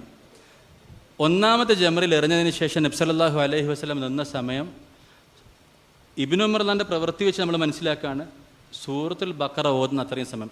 ഇമാം നബി റഹ്മത്തുള്ളാഹി അലൈഹി പറഞ്ഞു, ഇത് വെച്ചുകൊണ്ട് മനസ്സിലാക്കാം നബി തങ്ങൾ ഏകദേശം ഇത്ര സമയം നിന്നു. 2 ജുസും 8 പേജും ഉണ്ട്. 1 മണിക്കൂറിലധികം എടുക്കും സാധാരണ. 1 മണിക്കൂർ നമുക്ക് കൂട്ടാം. അപ്പോൾ 1 മണിക്കൂർ ദുആ ചെയ്യണം ഒരു ജംറയിൽ നിന്നിട്ട്. ശേഷം 2ാമത്തേൽ എറിഞ്ഞു, അവിടെ നിന്ന് വീണ്ടും ദുആ ചെയ്തു. വഖഫ തവീലൻ, ദീർഘമായി നിന്നു. അതിൻ്റെ കണക്ക് ഹദീസുകൾ വെച്ചുകൊണ്ട് ഇമാമുകൾ വിവരിക്കുകയാണ് 1 മണിക്കൂർ നിന്നു. 3ാമത്തെ ജംറയിൽ എറിഞ്ഞതിന് ശേഷം പിന്നെ അവിടെ നിന്നില്ല, നബി സല്ലല്ലാഹു അലൈഹി വസല്ലം നേരെ നടന്നുപോയി. ഇത് ദുആ സ്വീകരിക്കപ്പെടുന്ന അനേകം സന്ദർഭങ്ങളിൽ ഒരു സന്ദർഭം, അതിൽ നബി സല്ലല്ലാഹു അലൈഹി വസല്ലമയിൽ നമുക്ക് കിട്ടുന്ന സമയം എത്രയാണെന്ന് വെച്ചാൽ 1 മണിക്കൂർ എന്ന് വായിച്ചിരുന്നതാണ്. അപ്പോൾ നിങ്ങൾക്ക് എങ്ങനെയാണ് 1 മണിക്കൂറൊക്കെ ഒരു സ്ഥലത്ത് ഇരുന്ന് ഇങ്ങനെ മൊബൈൽ തുറന്നാൽ മൊബൈലൊരു ആപ്പ് ഉണ്ട്, എന്താണെന്നറിയോ? സ്ക്രീൻ ടൈം നോക്കാം. നമ്മൾ എത്ര നേരം ഈ സ്ക്രീൻ നോക്കി നിന്നൊന്നും അറിയാനുള്ള വഴിയുണ്ട്. നിങ്ങളൊന്ന് തുറന്നിട്ട് നോക്കിയാൽ യൂട്യൂബിൽ പാചകങ്ങളും അമ്മായിമാരെ ചാനലൊക്കെ കാണുന്ന സഹോദരിമാരുണ്ടാകും, പിന്നെ പല തമാശകളും കാര്യങ്ങളൊക്കെ കാണുന്നവരുണ്ടാകും. ഒന്ന് തുറന്ന് സ്ക്രീൻ ടൈം ഒന്ന് ചെക്ക് ചെയ്ത് നോക്കണം. എപ്പോഴെങ്കിലും 5-6 മണിക്കൂറൊക്കെ പോയിട്ടുണ്ടാവും. അപ്പം നമുക്കിതിൽ വിനോദമുണ്ട്, ഇതിൽ ആനന്ദമുണ്ട്. നബി സല്ലല്ലാഹു അലൈഹി വസല്ലമ ദുആ തുടങ്ങിയാൽ തങ്ങളതിൽ ലയിച്ചു പോവാണ്. തങ്ങൾ 1 മണിക്കൂറിന് ദുആ ചെയ്യുന്നു, അടുത്ത ജംറയിൽ എറിയുന്നു, ദുആ ആസ്വദിക്കുന്നു. 1 മണിക്കൂർ ഇങ്ങനെ നിന്ന് ചെയ്തതല്ല, തങ്ങൾ ദീർഘമായിട്ട് ദുആ ചെയ്തത് കണക്ക് സഹാബികൾ നമ്മൾ മനസ്സിലാക്കിയതാണ്. അപ്പം ഇങ്ങനെ അള്ളാഹുവിനോട് ദുആ ചെയ്യാൻ നമ്മൾ പഠിക്കണം. അങ്ങനെ തുടങ്ങിക്കഴിഞ്ഞാൽ നമുക്ക് ജീവിതം ആസ്വദിക്കാൻ പറ്റും. കുടുംബം കുടുംബമായിട്ട് മാറും, വീട് വീടായിട്ട് മാറും. വീട്ടിൽ നടക്കേണ്ട സവിശേഷമായ പല അമലുകളുണ്ട്. ഒരിക്കൽ നബിതങ്ങൾ ആയിഷ റളിയല്ലാഹു അൻഹയെ ഇരുത്തിക്കൊണ്ട് ദുആ ചെയ്തു, അല്ലാഹുമ്മ ഇഗ്ഫിർ ലി ആയിഷ മാ തഖദ്ദമ മിൻ ദംബിഹാ വമാ തഅഖർ വമാ അസറത് വമാ അഅലനത്. അല്ലാഹുവേ, ആയിഷക്ക് നീ പുറത്തു കൊടുക്കണം, കഴിഞ്ഞ പാപങ്ങളും കഴിയാനുള്ളതും അതുപോലെ ചെയ്തതും ചെയ്യാൻ വിട്ടുപോയതും രഹസ്യമായതും പരസ്യമായതും. ആയിഷ റളിയല്ലാഹു അൻഹ സന്തോഷം കൊണ്ട്, അതായത് ആ ദുആൻ്റെ ഇങ്ങനെ എല്ലാം പുറത്തു കൊടുക്കണം എന്ന് പറഞ്ഞപ്പോൾ സന്തോഷം കൊണ്ട് പുഞ്ചിരി തൂകി ചിരിച്ച് മടിത്തട്ടിൽ തലവെച്ച് കിടന്നു എന്നാണ്, അത് ചിരിച്ചുകൊണ്ട്. ഭാര്യയ്ക്ക് നബി തങ്ങളോട് ആവശ്യപ്പെട്ടതാണ് ദുആ ചെയ്യാൻ വേണ്ടി. നബി സല്ലല്ലാഹു അലൈഹി വസല്ലം ആ സമയത്ത് ദുആ ചെയ്തതാണ്. ഇങ്ങനെ ദുആ ചെയ്യാൻ ആവശ്യപ്പെടുന്ന, ഭാര്യ ഇരുത്തിയിട്ട് ഭാര്യയ്ക്ക് വേണ്ടി ദുആ ചെയ്യുന്ന ഭർത്താവും, ഭർത്താവിൻ്റെ ദുആക്ക് ആമീൻ പറയുന്ന ഭാര്യയും, അതുപോലെ തന്നെ മക്കൾക്ക് ദുആ ചെയ്യാൻ പഠിപ്പിച്ചു കൊടുക്കുന്ന മാതാപിതാക്കൾക്ക് വന്നു കഴിഞ്ഞാൽ പിന്നെ നമ്മൾ വീട്ടിൽ വാങ്ങുന്ന ദുനിയാവിൻ്റെ വസ്തുക്കൾക്കൊക്കെ ഒരു വിലയുണ്ട്, അതിനൊക്കെ ഒരു ആത്മാവ്, അതിനൊക്കെ ഒരു ഉപയോഗമുണ്ട്. ദീൻ ഇല്ലാതായി കഴിഞ്ഞാൽ നിങ്ങളെ മക്കളെ വളർത്തി വലുതാക്കി അനുസരണയില്ലാത്ത മക്കളാണ്, ഇങ്ങോട്ട് വിളിക്കുമ്പോൾ അങ്ങോട്ട് പോകുന്ന മക്കളാണെങ്കിൽ ദുനിയാവ് അർത്ഥശൂന്യമായി പോകും, ഈ ചെയ്യുന്നതെല്ലാം വേസ്റ്റായി പോകും. ഒരുപാട് പേരുണ്ട് കേട്ടോ, ദീൻ മക്കൾക്ക് കൊടുക്കാത്തതിൻ്റെ പേരിൽ പ്രയാസപ്പെടുന്ന ഒരുപാട് പേരുണ്ട്. അപ്പോൾ വീട്ടിൽ ദുആ ഉണ്ടാകണം, ഖുർആൻ പാരായണം ഉണ്ടാകണം, സുന്നത്ത് നമസ്കാരങ്ങൾ ഉണ്ടാകണം. എത്രത്തോളം നബി സല്ലല്ലാഹു അലൈഹി വസല്ലമ പള്ളിയേക്കാൾ മുൻഗണന കൊടുത്തത് വീടുകൾക്കാണ്. അഫ്ളലു സലാത്തുൽ മർഇ ഫി ബൈതിഹി ഇല്ലൽ മക്തൂബ. ഫർള് നിസ്കാരം ഒഴികെ മനുഷ്യൻ്റെ നമസ്കാരങ്ങൾക്ക് ഏറ്റവും നല്ലത് വീടാന്നാണ് പറഞ്ഞത്. അതായത് മനുഷ്യൻ്റെ നമസ്കാരത്തിന് ഏറ്റവും നല്ല സ്ഥലം വീടാണ്. അഫ്ളലു സലാത്തുൽ മർഇ ഫി ബൈതിഹി ഇല്ലൽ മക്തൂബ, ഫർള് ഒഴികെ. അപ്പോൾ എന്തിനാ പള്ളി ഉണ്ടായിട്ട് നമ്മളെന്തിനാ സുന്നത്ത് നിസ്കാരം വീട്ടിലേക്ക് മാറ്റി വെക്കുന്നത്? എന്തിനാണ്? വീട്ടിൽ നമസ്കാരത്തിൻ്റെ അന്തരീക്ഷം ഉണ്ടാവാനാണ്, വീട്ടിൽ അമലുകൾ ഉണ്ടാവാനാണ്, നമുക്ക് നമസ്കരിക്കാനുള്ള ദുഹ, നമുക്ക് നമസ്കരിക്കാനുള്ള ഹാജത്ത്, തൗബ, സലാത്തു സഫർ. അപ്പോൾ സലാത്തു സഫറിനെ പറ്റി ആലോചിച്ച് നോക്കിയാൽ ചില ആളുകൾ പറഞ്ഞു സലാത്തു സഫർ ബിദ്അത്താണ്, യാത്ര പോകുമ്പോൾ 2 റക്അത്ത് നിസ്കരിക്കണം എന്നൊക്കെ ഈ ചില തബ്ലീഗുകാരും അല്ലെങ്കിൽ വേറെ മദ്രസ എന്നൊക്കെ, അതൊക്കെ ബിദ്അത്താണ്, അതൊക്കെ ഹദീസിലില്ല. എന്നാൽ ശരി, നിങ്ങൾ നോക്ക്, ഹദീസ് തുറന്നു നോക്ക്. ഹദീസ് തുറന്നു നോക്കിയപ്പോൾ കുടുങ്ങി, പറഞ്ഞൊക്കെ കുറവാണ്, മനസ്സിലായില്ലേ? തുറന്നപ്പോൾ കുടുങ്ങിയിട്ടുള്ളത്. സഫർ എന്ന് പറഞ്ഞിട്ടില്ല, വീട്ടിൽ നിന്ന് പുറത്ത് പോകുമ്പോൾ 2 റക്അത്ത് നിസ്കരിച്ചിട്ട് പോകണം, അത് വീട്ടുകാർക്കുള്ള ഉപഹാരം എന്നാണ് പറഞ്ഞത്, അത് സലാത്ത്. അപ്പം സഫറിന് നമ്മൾ പറഞ്ഞത് ഒരു ഇളവിന് വേണ്ടി. ഇതിപ്പം എല്ലായിടത്തും പോകുമ്പോൾ നിസ്കരിക്കേണ്ട എന്താ പറയുക, എപ്പോഴെപ്പോഴും നിസ്കരിക്കാൻ കഴിയില്ലല്ലോ. അപ്പോൾ സഫർ ഇല്ല എന്ന് പറഞ്ഞപ്പോൾ അവസാനം നോക്കിയപ്പോൾ കുടുങ്ങി. വെറും വാക്കുകൾ നോക്കുകയാണെങ്കിൽ വീട്ടിൽ നിന്ന് പോകുമ്പോൾ നിസ്കരിക്കാൻ പറഞ്ഞു. അപ്പോൾ എത്ര നല്ല ദുആയാണ് യാത്രയിൽ നമുക്ക് പഠിപ്പിച്ചു തന്നിട്ടുള്ളത്. അല്ലാഹുമ്മ അൻത സാഹിബു ഫി സഫർ, അല്ലാഹു നീയാണ് യാത്രയിലെ കൂട്ടുകാരൻ. വൽ ഖലീഫത്തു ഫിൽ അഹ്ൽ, കുടുംബത്തിലെ പ്രതിനിധി നീയാണ്. യാത്രയിൽ എൻ്റെ കൂട്ടുകാരൻ നീയാണ്, കുടുംബത്തിൽ എൻ്റെ പ്രതിനിധി നീയാണ്. അപകടകരമായ കാഴ്ചകൾ ഞാൻ നിന്നോട് കാവൽ ചോദിക്കുന്നു, ഒരു ഉയർച്ചയ്ക്ക് ശേഷം താഴ്ചയിൽ ഞാൻ നിന്നോട് കാവൽ ചോദിക്കുന്നു. ഈ ദുആ പറഞ്ഞാൽ എന്തൊരു സമാധാനമാണ്. എന്തെങ്കിലും സംഭവിച്ചാൽ പോലെ നമ്മൾ അള്ളാഹുവിൻ്റെ അടുത്ത് ഇൻഷൂർ ചെയ്ത് കഴിഞ്ഞില്ല, അള്ളാഹുവിൻ്റെ നമ്മൾ എല്ലാ കാര്യം ഏൽപ്പിച്ചു കഴിഞ്ഞില്ലേ. നമുക്ക് വേറെ കമ്പനികൾ വേണോ, വേറെ ആളുകൾ വേണോ? അപ്പോൾ ദിക്ർ, ദുആ, അള്ളാഹുമായുള്ള ബന്ധം, ഖുർആൻ ഓതൽ, ഇത് വന്നാലാണ് വീട്ടിൽ ജീവൻ ഉണ്ടാകുക. അപ്പോൾ 1 മണിക്കൂർ നേരം നബിതങ്ങൾ ജംറെന്ന് ദുആ ചെയ്തെന്ന് പറയുമ്പം നമ്മൾ ക്ഷമിപ്പിച്ചിരുത്തണം, ശരീരത്തെ ഇരുത്തി ദുആ ചെയ്യാൻ, അള്ളാഹുയുടെ ആവശ്യങ്ങൾ പറയാൻ പഠിക്കണം. ഞാൻ പറയാം, അള്ളാഹു താല സൂറത്ത് യാസീനിൽ പറയുന്നുണ്ട്, മനുഷ്യൻ നീ എത്ര നിസ്സാരനാന്നുള്ളത്. അത് നല്ല രസമുള്ള രീതിയിൽ പറയണം. യാസീൻ എല്ലാവരും ഓതുന്നതായതുകൊണ്ട് അതിൻ്റെ ആയത്ത് പറയാം. വലൗ നശാഉ ലതമസ്നാ അലാ അഅ്യുനിഹിം ഫസ്തബഖു സിറാത. നാം ഉദ്ദേശിച്ചിരുന്നെങ്കിൽ നിങ്ങളുടെ കാഴ്ച എടുത്ത് കളയാം, നിങ്ങൾ എങ്ങനെ വഴി കാണും. വലൗ നശാഉ ലമസഖ്നാഹും അലാ മകാനതിഹിം. നാം ഉദ്ദേശിച്ചിരുന്നെങ്കിൽ കോലം മറിച്ചു കളയും. ഫമസ്തതാഉ മുളിയം വല യർജിഊൻ. നിങ്ങൾക്കൊന്നും അനങ്ങാനോ വരാനോ പോലും കഴിയില്ല. അപ്പോൾ ചില ആൾക്കാർ ചിന്തിക്കും, ഏത് നിരീശ്വരവാദികളൊക്കെ ബാക്കിൽ വരാനുണ്ട്, അതിനല്ല ആദ്യം കുറച്ച് ബുദ്ധിജീവികളൊക്കെ ചിന്തിക്കുമല്ലോ, അങ്ങനെയൊക്കെ പെട്ടെന്ന് കോലം മറിഞ്ഞു പോകും, അങ്ങനെയൊക്കെ പെട്ടെന്ന് കാഴ്ചയൊക്കെ പോകും, പതുക്കെ പോകുള്ളൂ. അപ്പോൾ അടുത്ത ആയത്ത്, വമൻ നുഅമ്മിർഹു നുനക്കിസ്ഹു ഫിൽ ഖൽഖി അഫലാ യഅഖിലൂൻ. നിങ്ങൾ ആയുസ് കൂടുമ്പോൾ ആരോഗ്യം കുറയുന്നത് കാണുന്നില്ലേ, നിങ്ങളെന്താ ചിന്തിക്കാത്തത്?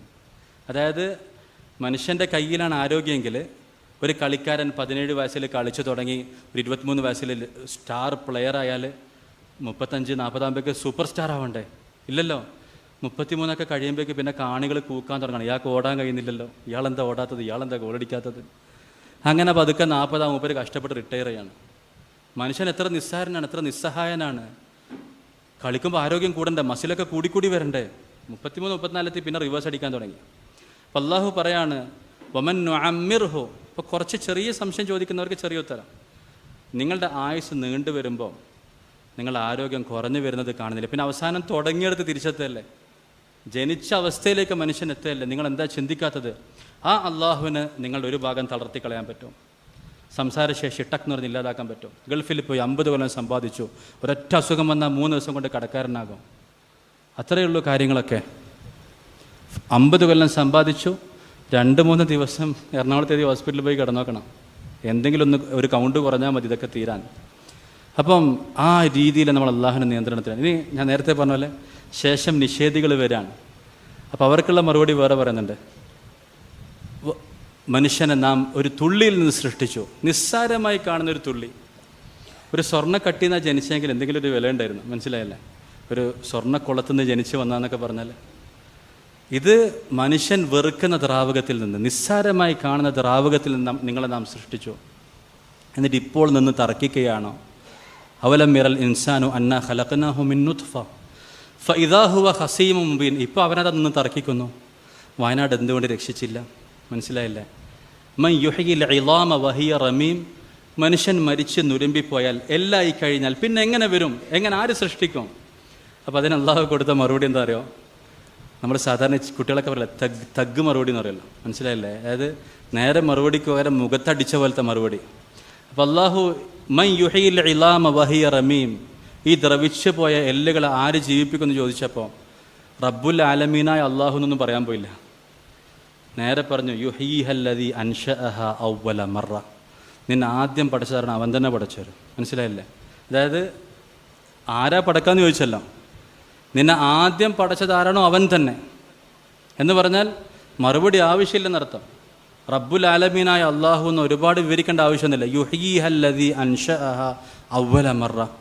ആരാണോ ആദ്യം പഠിച്ചത് അവൻ തന്നെ രണ്ടാമത് പടക്കും. അപ്പം അള്ളാഹു തആല മനുഷ്യൻ്റെ അവസ്ഥയെക്കുറിച്ച് പറഞ്ഞുതരാണ്, എത്ര നിസ്സാരനാണ്. എന്നിട്ടും നമ്മൾ അള്ളാഹുവിലേക്ക് തിരിയുന്ന, ഇപ്പം ഈ സാഹചര്യങ്ങൾ പ്രത്യേകിച്ച് ഒറ്റ രാത്രി കൊണ്ട് വീട് നഷ്ടപ്പെട്ടു, ഒരൊറ്റ രാത്രി കൊണ്ട് സമ്പാദ്യം ഇല്ലാതെ. അപ്പം നമ്മൾ ദുആ ചെയ്യണം, അല്ലാഹുമ്മ അഊദു ബിക മിൻ സവാലി നിഅമതിക. നിൻ്റെ അനുഗ്രഹം നീങ്ങിപ്പോന്ന് ഞാൻ നിന്നോട് കാവൽ ചോദിക്കുന്നു. വതഹവ്വുലി ആഫിയതിക. ആഫിയത നഷ്ടപ്പെട്ടു പോകുന്ന നിന്നോട് കാവൽ ചോദിക്കുന്നു. വഫുജഅതി നഖമതിക. നിൻ്റെ ശിക്ഷ പെട്ടെന്ന് വരുന്നതിൽ നിന്നോട് കാവൽ ചോദിക്കുന്നു. അപ്പോൾ ദുആ അള്ളാഹുമായുള്ള ബന്ധം ഏറ്റവും ഈ ജീവിതത്തിൽ ഏറ്റവും കാതലായ ഭാഗമാണ്. നമസ്കാരത്തിലൂടെ അള്ളാഹുവിൻ്റെ സഹായം ചോദിക്കുക, അതല്ലാതെ ദുആയിലൂടെ ഭർത്താവ് ദുആ ചെയ്യുക, ഭാര്യ ആമീൻ പറയാം, മാതാപിതാക്കൾ ദുആ ചെയ്യുമ്പോൾ മക്കൾ ആമീൻ പറയാം. ഇത് നമ്മളുടെ ജീവിതത്തിൻ്റെ കാതലായ ഭാഗമായിട്ട് ഈ ഇബാദത്തുകളും ദുആക്കളും മാറേണ്ടതുണ്ട്. മഹാന ഇബ്രാഹിം നബി അലൈഹി ഇസ്ലാമിൻ്റെ ദുആ അള്ളാഹു ഖുർആനിൽ പറയാണ്. അതായത് മകനെ കൊണ്ടുപോയി ആക്കി, ഭാര്യ ചോദിക്കുകയാണ് എങ്ങോട്ടാണ് പോകുന്നത്. അദ്ദേഹം വികാരാധീനാണ്, അദ്ദേഹം ഒന്നും പറയാൻ സാധിക്കുന്നില്ല. സഹീഹുൽ ബുഖാരിയിൽ കാണാം, അവരുടെ കൺമറയത്ത് നിന്ന് പോയതിന് ശേഷം അദ്ദേഹം അള്ളാഹുവിനോട് ദുആ ചെയ്തു, അള്ളാഹുവെ, ഞാൻ ഈ മക്കളെ, ഭാര്യയെ നിൻ്റെ പരിശുദ്ധ ഭവനത്തിനരികിലാക്കിയിരിക്കുന്നു. അവർ നമസ്കാരക്കാരാകാൻ, ശരിയായ ആബിദീങ്ങളാകാൻ, ജനങ്ങളുടെ ഹൃദയങ്ങളെ നീ അവരിലേക്ക് തിരിക്കണം, നീ അവർക്ക് വിഭവങ്ങൾ നൽകണം എന്നൊക്കെ ഒന്ന് കൺമറയത്ത് നിന്ന് മാറിയതിന് ശേഷം ദുആ ചെയ്യണം. അപ്പോൾ ഇതിവിടെ അള്ളാഹു പഠിപ്പിക്കുകയാണ്, ഉമ്മ എങ്ങനെയായിരിക്കും. ഉമ്മക്ക് ബേജാറുണ്ട്, ഉമ്മ ബേജാറ് പ്രകടിപ്പിച്ചു. എങ്ങോട്ടാണ് പോകുന്നത്, എവിടെയാണ് പോകുന്നത്? അവസാനം ഈമാനുള്ള ചോദ്യം ചോദിച്ചു, അള്ളാഹുവിൻ്റെ കൽപ്പനയാണോ ഇത്? അതേന്ന് പറഞ്ഞപ്പോൾ ഇതല്ലാ യുളയ്യുന, എങ്കിൽ അള്ളാഹു ഞങ്ങളെ പാഴാക്കുകയില്ല. അപ്പോൾ ഉമ്മൻ്റെ ഈമാൻ കാണിച്ചു, ഉപ്പൻ്റെ സ്വഭാവം കാണിച്ചു. കുടുംബത്തിന് മുമ്പിൽ ബേജാറായി നിൽക്കാൻ കഴിയില്ലല്ലോ. ഇപ്പം മകൻ മരിച്ചു എന്ന് കരുതാം, ഫോർ എക്സാമ്പിൾ. ഉപ്പമാർ മോർച്ചറിൻ്റെ മുമ്പിൽ കല്ല് പോലെ നിൽക്കും, എന്നിട്ട് വീട്ടിൽ വന്ന് കുറ്റിയടിച്ചിരുന്നിട്ട് പൊട്ടിക്കരയും. ഇതാണ് ഉപ്പാൻ്റെ ശരിക്കുള്ള മുഖം. ആൾക്കാരെ മുമ്പിൽ ഒന്നുമില്ലാത്തവർ നിന്നു, പിന്നെ ഒറ്റയ്ക്ക് വന്ന് കരയണം. അപ്പോൾ ഇബ്രാഹിം നബി അലൈഹി സ്വലാമിന് സങ്കടമുണ്ട്, അവരെ മുമ്പിൽ പ്രകടിപ്പിച്ചില്ല. കൺമറയത്ത് നിന്ന് മാറിയതിന് ശേഷം അദ്ദേഹം അള്ളാഹുവിലേക്ക് തിരിഞ്ഞതാണ്. അപ്പം ശരിയായ കുടുംബം എങ്ങനെയാകണം, അള്ളാഹുവിനോട് എങ്ങനെ ദുആ ചെയ്യണം, ഇത് ഖുർആനിൽ അള്ളാഹു നമുക്ക് പഠിപ്പിച്ചു തന്നിട്ടുണ്ട്. ഈ ഇബാദത്തുകൾ നമ്മുടെ വീട്ടിലേക്ക് വരണം. പ്രധാനമായിട്ടും ദുആ, സുന്നത്ത് നമസ്കാരങ്ങൾ, ഖുർആൻ ഓതൽ. അതുപോലെ വീട്ടിലുണ്ടാകേണ്ട സംഗതിയാണ് സൽസ്വഭാവം ഉള്ളിടത്ത് മാത്രമേ ദീനുണ്ടാകുള്ളൂ. മനസ്സിലായില്ല? നമുക്കിതൊക്കെ പുറത്ത് പറയാൻ എളുപ്പമാണ്, വീട്ടിൽ പാലിക്കാൻ പ്രയാസമാണ്. വീട്ടിൽ പാലിക്കാൻ വളരെ പ്രയാസമാണ്. ഒരാൾ ജമാഅത്തിലൊക്കെ പോയി അവസാനം ഭാര്യ ഭക്ഷണം ഉണ്ടാക്കിയാൽ നല്ലത് പറയണമെന്നൊക്കെ പഠിച്ചു. പിന്നെ അദ്ദേഹം വീട്ടിൽ പോയിട്ട് ഭാര്യയ്ക്ക് പിന്നെ സ്വസ്ഥതയില്ലാണ്ടായി. എന്ത് കൊടുത്താലും നല്ല ടേസ്റ്റ് ഉണ്ട് കേട്ടോ, നല്ല ഭക്ഷണം കേട്ടോ, നന്നായിട്ടുണ്ട്, ഇങ്ങനെ പറയാൻ നമ്മൾ പഠിക്കണം. മാ ആബ റസൂലുള്ളാഹി സ്വല്ലല്ലാഹു അലൈഹി വസല്ലമ തആമൻ ഖത്ത്. നബിതങ്ങൾ ഒരിക്കലും ഒരു ഭക്ഷണത്തെ കുറ്റം പറഞ്ഞിട്ടില്ല. നബിതങ്ങൾ ഒരിക്കലും ഒരു ഭക്ഷണത്തെ കുറ്റം പറഞ്ഞിട്ടില്ല. ഇഷ്ടപ്പെട്ടാൽ കഴിക്കും, എന്തെങ്കിലും അനിഷ്ടം ഉണ്ടെങ്കിൽ അത് കഴിക്കാതെ മാറുമെന്നല്ലാതെ ഒരിക്കലും ഒരു ഭക്ഷണത്തെ നബി സല്ലല്ലാഹു അലൈഹി വസല്ലം കുറ്റം പറഞ്ഞിട്ടില്ല. വീട്ടിൽ കറിയൊന്നുമില്ല, സുർക്ക മാത്രമാണുള്ളത്, അത് കൂട്ടി റൊട്ടി കഴിക്കുമ്പോൾ പറഞ്ഞു നിഅമൽ ഇദാമുൽ ഖൽ, സുർക്ക എത്ര നല്ല കറിയാണ്. മനസ്സിലായല്ലേ? സുർക്ക എത്ര നല്ല കറിയാണെന്ന് പറഞ്ഞത് അത് കൂട്ടി കഴിച്ചു. ഇങ്ങനെ നമ്മൾ വീട്ടിലാവണം. ഇംഗ്ലണ്ടിലൊരു മൗലാനുണ്ട്, നമ്മുടെ ഗുജറാത്തിലുള്ള, അദ്ദേഹത്തിൻ്റെ മകൻ ഷബ്ബീർ അഹമ്മദ് ഉസ്മാൻ എന്നൊരു മകനുണ്ട്. 2 കിതാബ് എഴുതിയിട്ടുണ്ട്.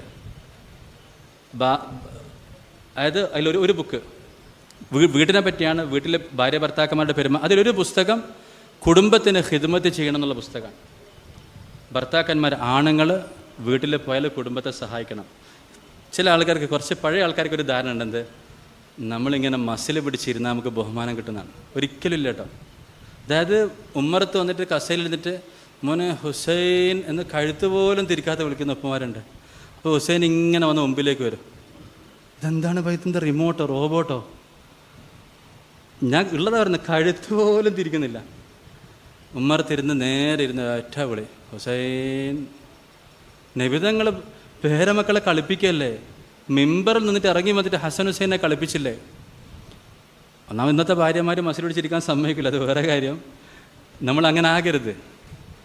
വീട്ടുകാർക്ക് നല്ല സഹായിയായി അടുക്കളപ്പണിയൊക്കെ ചെയ്യുന്ന, അവരെ സഹായിക്കുന്ന, വീട്ടുജോലികൾ കാന യകൂനു ഫി മിഹ്നതി അഹ്ലി, നബി സല്ലല്ലാഹു അലൈഹി വസല്ലം കുടുംബത്തെ സഹായിക്കും, വീട്ടുജോലികൾ ചെയ്യും. അതിൻ്റെ ലിസ്റ്റുണ്ട്. ആടിനെ കറക്കും, അതുപോലെ തന്നെ വസ്ത്രങ്ങളും ചെരുപ്പൊക്കെ സ്വന്തമായിട്ട് ശരിയാക്കും. ബാങ്ക് കൊടുത്താൽ നമ്മൾ അറിയാത്തതുപോലെ പള്ളിയിലേക്ക് പോകും. അത് ദീനും ദുനിയാവും ബാലൻസ് ആയിട്ടുള്ളത്. പുതിയാപ്പിനോട് സ്നേഹമുണ്ട്, നല്ല മീനൊക്കെ നീണ്ട കരയെന്ന് വാങ്ങിച്ചുകൊണ്ട് വന്ന് വെച്ചിട്ടുണ്ട്. ഇതൊരു ഭാഗമാണ്. പിറ്റേ നോക്കുമ്പോൾ സുബഹിക്ക് പിയാപ്പിളിനെ പള്ളിയിൽ കണ്ടില്ല. പടച്ചനെ പിയാപ്പിള പള്ളിയിൽ നിന്ന് ഉറങ്ങിപ്പോയോ? ആദ്യം ചെറുതായിട്ട് മുട്ട കലാവുന്നുണ്ട്, ഒറ്റ മുട്ട ശക്തിയിൽ ഒറ്റയടിക്ക് ബാത്റൂമിലെത്തണം. മനസ്സിലായില്ല? ഒന്നുകൂടെ നിസ്കരിച്ച് പോകണം. ഇത് രണ്ടും ചേരുമ്പോഴാണ് ആ രാവിലത്തെ സൽക്കാരത്തിനൊക്കെ ഒരു മഹത്വം, ഒരു ഔന്നിത്യം ഉണ്ടാകുന്നത്. അപ്പോൾ നബി സല്ലല്ലാഹു അലൈഹി വസല്ലം ഭാര്യമാരെ സഹായിക്കുന്നു. എന്നാൽ നമസ്കാര സമയമായാൽ നമ്മൾ പരിചയമില്ലാത്തതുപോലെ നടന്നു കളിയുന്നതാണ്. ഇത് രണ്ടും വരുമ്പോഴാണ് നമ്മുടെ വീട് യഥാർത്ഥ വീടായി മാറുന്നത്. സ്നേഹം വേണം, വീട്ടിൽ സ്നേഹം വേണം. നബി തങ്ങളുടെ ഭാര്യമാരുടെ സംഭവത്തിൽ കാണാം, തങ്ങൾ ഭാര്യമാരോടൊപ്പം ഒന്നിച്ച് കുളിച്ചിരുന്നു, അതുപോലെ തന്നെ ഓട്ടമത്സരം നടത്തിയിരുന്നു, അവരെ സഹായിച്ചിരുന്നു. ഇത് പുറത്ത് പറയാൻ വളരെ എളുപ്പമാണ്. വീട്ടിലെത്തിയാൽ നമ്മൾ ഏറ്റവും നല്ല സ്വഭാവം കാണിക്കേണ്ടത് വീട്ടിലാണ്. ഞാൻ നേരത്തെ ഒരു സംഭവം പറയുന്നത്, അതായത് നമ്മൾ ഹാജിമാരെ യാത്രയാക്കുന്ന സദസ്സിൽ സമയമായി, ഭക്ഷണം കഴിച്ച് പോകാനുള്ള ടൈമായി. അപ്പോൾ ഒരാൾ സംസാരിക്കാൻ കയറി. അപ്പോൾ അദ്ദേഹം പറഞ്ഞു, നമുക്ക് ഈ യാത്രയിൽ പ്രധാനമായിട്ടും വേണ്ടത് ക്ഷമയാണ്. അപ്പോൾ ഞാൻ അദ്ദേഹം പറഞ്ഞു, പെട്ടെന്ന് അറിയാതെ നോക്കിപ്പോയി, കാരണം തീരെ ക്ഷമയില്ലാത്ത ആളാണ്. മൂക്കിൻ തുമ്പത്ത് ഷൊട്ടിയുള്ള ആളാണ് പറയുന്നത്. അപ്പോൾ ഞാൻ വെച്ചാൽ പഠിച്ചനെ മൂപ്പര് മാഷാല്ലാ ക്ഷമനെ പറ്റിയൊക്കെ പറയാൻ തുടങ്ങിയല്ലോ. അപ്പോൾ സദസ്സിന് ഒരാൾ സമയമായല്ലോ പറഞ്ഞു, എല്ലാം അതിവിടെ പറയേണ്ട കാര്യമുണ്ടെന്ന് വെച്ചേ. മനസ്സിലായില്ലേ? ക്ഷമയില്ലാത്ത ആളോടെ ചോദിക്കുന്നത്. അപ്പോൾ നമുക്ക് ഈ യാത്രയിൽ നിർബന്ധമായിട്ടും ഉണ്ടാകേണ്ട സംഗതി ക്ഷമയാന്ന് പറയലും. സദസ്സിന് ഒരാൾ ചോദിക്കുകയാണ്, അല്ല അതിവിടെ പറയണ്ടേ, നിങ്ങൾക്ക് വേണേ കേട്ടാൽ മതി എന്ന് പറഞ്ഞു. മനസ്സിലായില്ലേ? സൗകര്യം ഉണ്ടെങ്കിൽ കേട്ടാൽ മതി, അല്ലെങ്കിൽ പോയിക്കോന്ന് പറഞ്ഞു. അപ്പോൾ ക്ഷമനെ പറ്റി പ്രസംഗിച്ചുകൊണ്ടിരിക്കുകയാണ്. അപ്പോൾ ഒരാൾ ചെറുതായിട്ടൊന്ന് ക്ഷമ പരീക്ഷിച്ചപ്പോഴേക്ക് തീർന്നു. അപ്പോൾ ഇതാണ്, പറയാൻ പ്രയാസമാണ്, അല്ല പറയാൻ എളുപ്പമാണ്, വീട്ടിൽ പോയിട്ട് പ്രവർത്തിക്കാൻ പ്രയാസമാണ്. നബി സല്ലല്ലാഹു അലൈഹി വസല്ലം പറഞ്ഞു, നിങ്ങളുടെ ഏറ്റവും ഉത്തമൻ ഖൈറുക്കും ലി അഹ്ലിഹി, നിങ്ങൾ ഏറ്റവും ഉത്തമൻ നിങ്ങളുടെ കുടുംബത്തോട് ഏറ്റവും നന്നായി പെരുമാറുന്നവനാണ്. വഅന ഖൈറുക്കും ലി അഹ്ലി, ഞാൻ എൻ്റെ കുടുംബത്തോട് ഏറ്റവും നന്നായി പെരുമാറുന്ന വ്യക്തിയാണ് നബി സല്ലല്ലാഹു അലൈഹി വസല്ലം പറഞ്ഞു. അപ്പം എത്ര പ്രായമായാലും ശരി, നമുക്ക് വീട്ടുകാരുമായിട്ട് ഒന്നിച്ചിരിക്കുന്ന, അതുപോലെ തന്നെ അവരെ സഹായിക്കുന്ന സമയം. നിങ്ങൾ ആലോചിച്ച് നോക്കി, ഇബ്രാഹിം നബി അലൈഹി സ്വലാമിൻ്റെ ഒരു മഹത്വം. അദ്ദേഹം എന്തായാലും 90ന്റെ മുകളിലാണ്, പടുവാർദ്ധക്യത്തിലാണ് മകനെ കിട്ടിയത്. ആ മകനെ കൂട്ടിയല്ലേ നടക്കുന്നത്. ഫലമ്മ ബലഗ മഅഹു സഅയ എന്ന് ഖുർആൻ പറഞ്ഞ എന്തിനാണ്? 7 വയസ്സെന്നോ 10 വയസ്സെന്നോ പറഞ്ഞാൽ പോരെ, ഉപ്പായോടൊപ്പം ഓടി നടക്കാനുള്ള പ്രായമായപ്പോൾ എന്ന് പറഞ്ഞാൽ കൈപിടിച്ച് നടക്കുന്നതില്ല അർത്ഥം. എന്നിട്ട് കഅബ പണിയുന്ന സമയത്ത് എന്താ പറഞ്ഞത്? വൈദ് യർഫഉ ഇബ്രാഹിമുൽ ഖവാഇദ മിനൽ ബൈത്തി വ ഇസ്മാഈൽ, ഇബ്രാഹിമും ഇസ്മായിലും പണിതു അല്ലാഹു പറഞ്ഞില്ല, ഇസ്മായിൽ പണിതുമല്ല, ഇബ്രാഹിം നബി കഅബ പണിതു എന്ന് പറഞ്ഞ് സെന്റൻസ് പൂർത്തിയായി. വഇദ് യർഫഉ ഇബ്രാഹിമുൽ ഖവാഇദ മിനൽ ബൈത്തി വഇദ് യർഫഉ ഇബ്രാഹിമുൽ ഖവാഇദ, ആ ഭവനത്തിൻ്റെ കഅബയുടെ തൂണുകൾ ഇബ്രാഹിം നബി അലൈഹിസ്സലാം സ്ഥാപിച്ചപ്പോൾ ഇസ്മായിലും എന്ന് പറഞ്ഞാൽ കൈപ്പണിക്കാരനായിട്ട് ഇസ്മായിൽ അലൈഹിസ്സലാം ഉണ്ട് അവിടെ.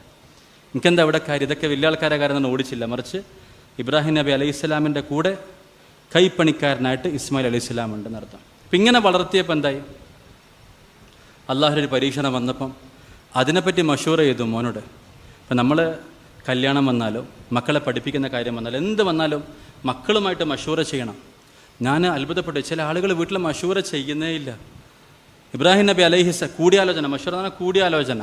ഒരു വിഷയം നമുക്ക് വീട് എവിടെ എടുക്കണം, നമുക്ക് ചിതറയിൽ വീട് എടുക്കണം അതോ കൊല്ലം ടൗണിൽ വീട് എടുക്കണം, ഭാര്യയോട് മക്കളോടൊക്കെ ചോദിക്കണം. മഹാനായ സഹാബി അബ്ദുറഹ്മാൻ ബിൻ ഔഫ് റളിയല്ലാഹുവിൻ്റെ സംഭവം കാണാം. ഉമർ റളിയല്ലാഹുവിൻ്റെ ഖിലാഫത്തിന് ശേഷം ഉസ്മാനാണോ അലിയാണോ എന്ന ആലോചന നീണ്ടുപോയി. അത് 3 ദിവസത്തിനുള്ളിൽ തീരുമാനമാക്കണമെന്ന് ഉമർ റളിയല്ലാഹു പറഞ്ഞിരുന്നു, തീരുമാനമാക്കിയിരിക്കണം. അപ്പോൾ ആ കാലയളവിനുള്ളിൽ അദ്ദേഹം നാട്ടിൽ അഭിപ്രായങ്ങൾ ചോദിച്ചു. വിവാഹപ്രായമെത്തിയ വീട്ടിൽ തന്നെ കഴിയുന്ന പെൺകുട്ടികളോടും എഴുത്തുശാലകളിലുള്ള മക്കളോടും അടക്കം അഭിപ്രായം ചോദിച്ചതിന് ശേഷം തീരുമാനിച്ചു എന്നാണ്. നബി സല്ലല്ലാഹു അലൈഹി വസല്ലമയുടെ അത്ര കൂടിയാലോചന നടത്തുന്ന ഒരാളെ ഞാൻ കണ്ടിട്ടില്ലെന്ന് സഹാബികൾ പറയാണ്. ആലോചിച്ച് നോക്കണം, വളരെ പ്രധാനപ്പെട്ട സന്ദർഭങ്ങളിൽ നബിതങ്ങളുടെ അഭിപ്രായം പറഞ്ഞത് തങ്ങളുടെ വീട്ടിലെ ഭാര്യമാരാണ്. ഒരു ഉംറൻ്റെ സമയത്ത് നബി സല്ലല്ലാഹു അലൈഹി വസല്ലം ഉംറ മദിയാക്കി തിരിച്ചു പോകാൻ തീരുമാനിച്ചു, സന്ധ്യ നടത്തി തിരിച്ചു പോകാൻ തീരുമാനിച്ചു. ഉംറയ്ക്ക് വേണ്ടി ഇഹ്റാം കെട്ടി മദീനന്ന് യാത്ര. ഇന്ന് പോലും നമ്മൾ ഹറമൈൻ എക്സ്പ്രസ്സിൽ പോയാൽ പോലും ഉംറ ചെയ്യാതെ തിരിച്ചു വരാൻ മടിയാവും. ഇവിടം വരെ വന്നിട്ട് ഉംറ ചെയ്യാതെ ആരെങ്കിലും പോവോ? ഇത് അന്നത്തെ കാലത്ത് ആ വാഹനങ്ങളൊക്കെ യാത്ര ചെയ്ത് വന്നു. അപ്പോൾ അന്നത്തെ മുശ്രിക്കുകൾ പറഞ്ഞു ഈ വർഷം പറ്റില്ല, അടുത്ത വർഷം. എന്താ വ്യത്യാസം? ഇപ്പം തന്നെ ചെയ്താൽ പോരാ, അടുത്ത വർഷത്തേക്ക് എന്തിനു കാത്തിരിക്കുന്നു? ഒരു ലോജിക്കും ഇല്ലാത്ത കുറേ കാര്യങ്ങൾ. അപ്പോൾ നബിതങ്ങൾ എന്തായാലും സന്ധിയിൽ ഏർപ്പെടാൻ തീരുമാനിച്ചു. യുദ്ധമില്ല കരാർ. അപ്പോൾ ഇഹ്റാം ഒഴിവാക്കണം, മുടി വടിക്കണം. ഒരു സഹാബി പോലും വടിക്കാൻ തയ്യാറല്ല. നബിതങ്ങൾ പല തവണ പറഞ്ഞു. ഭാര്യ പറഞ്ഞു, നബിയെ ഒരു കാര്യം ചെയ്യും, പറയുന്നതിന് പകരം തങ്ങൾ മുടി വടിച്ചാൽ പിന്നെ പ്രശ്നം തീർന്നു. കാരണം സഹാബികൾക്ക് നബിതങ്ങൾ ഇഹ്റാമെന്ന് ഒഴിവായി, ഇനിയിപ്പോൾ എങ്ങോട്ടാ പോകുക, എല്ലാവരും ഇഹ്റാം ഒഴിവാക്കിയേ പറ്റൂ. ഇപ്പോൾ ഭാര്യ പറഞ്ഞു കൊടുത്തു, പൊതു കാര്യമാണ്, പൊതുവിഷയമാണ്, പുറത്തുള്ള വിഷയമാണ്.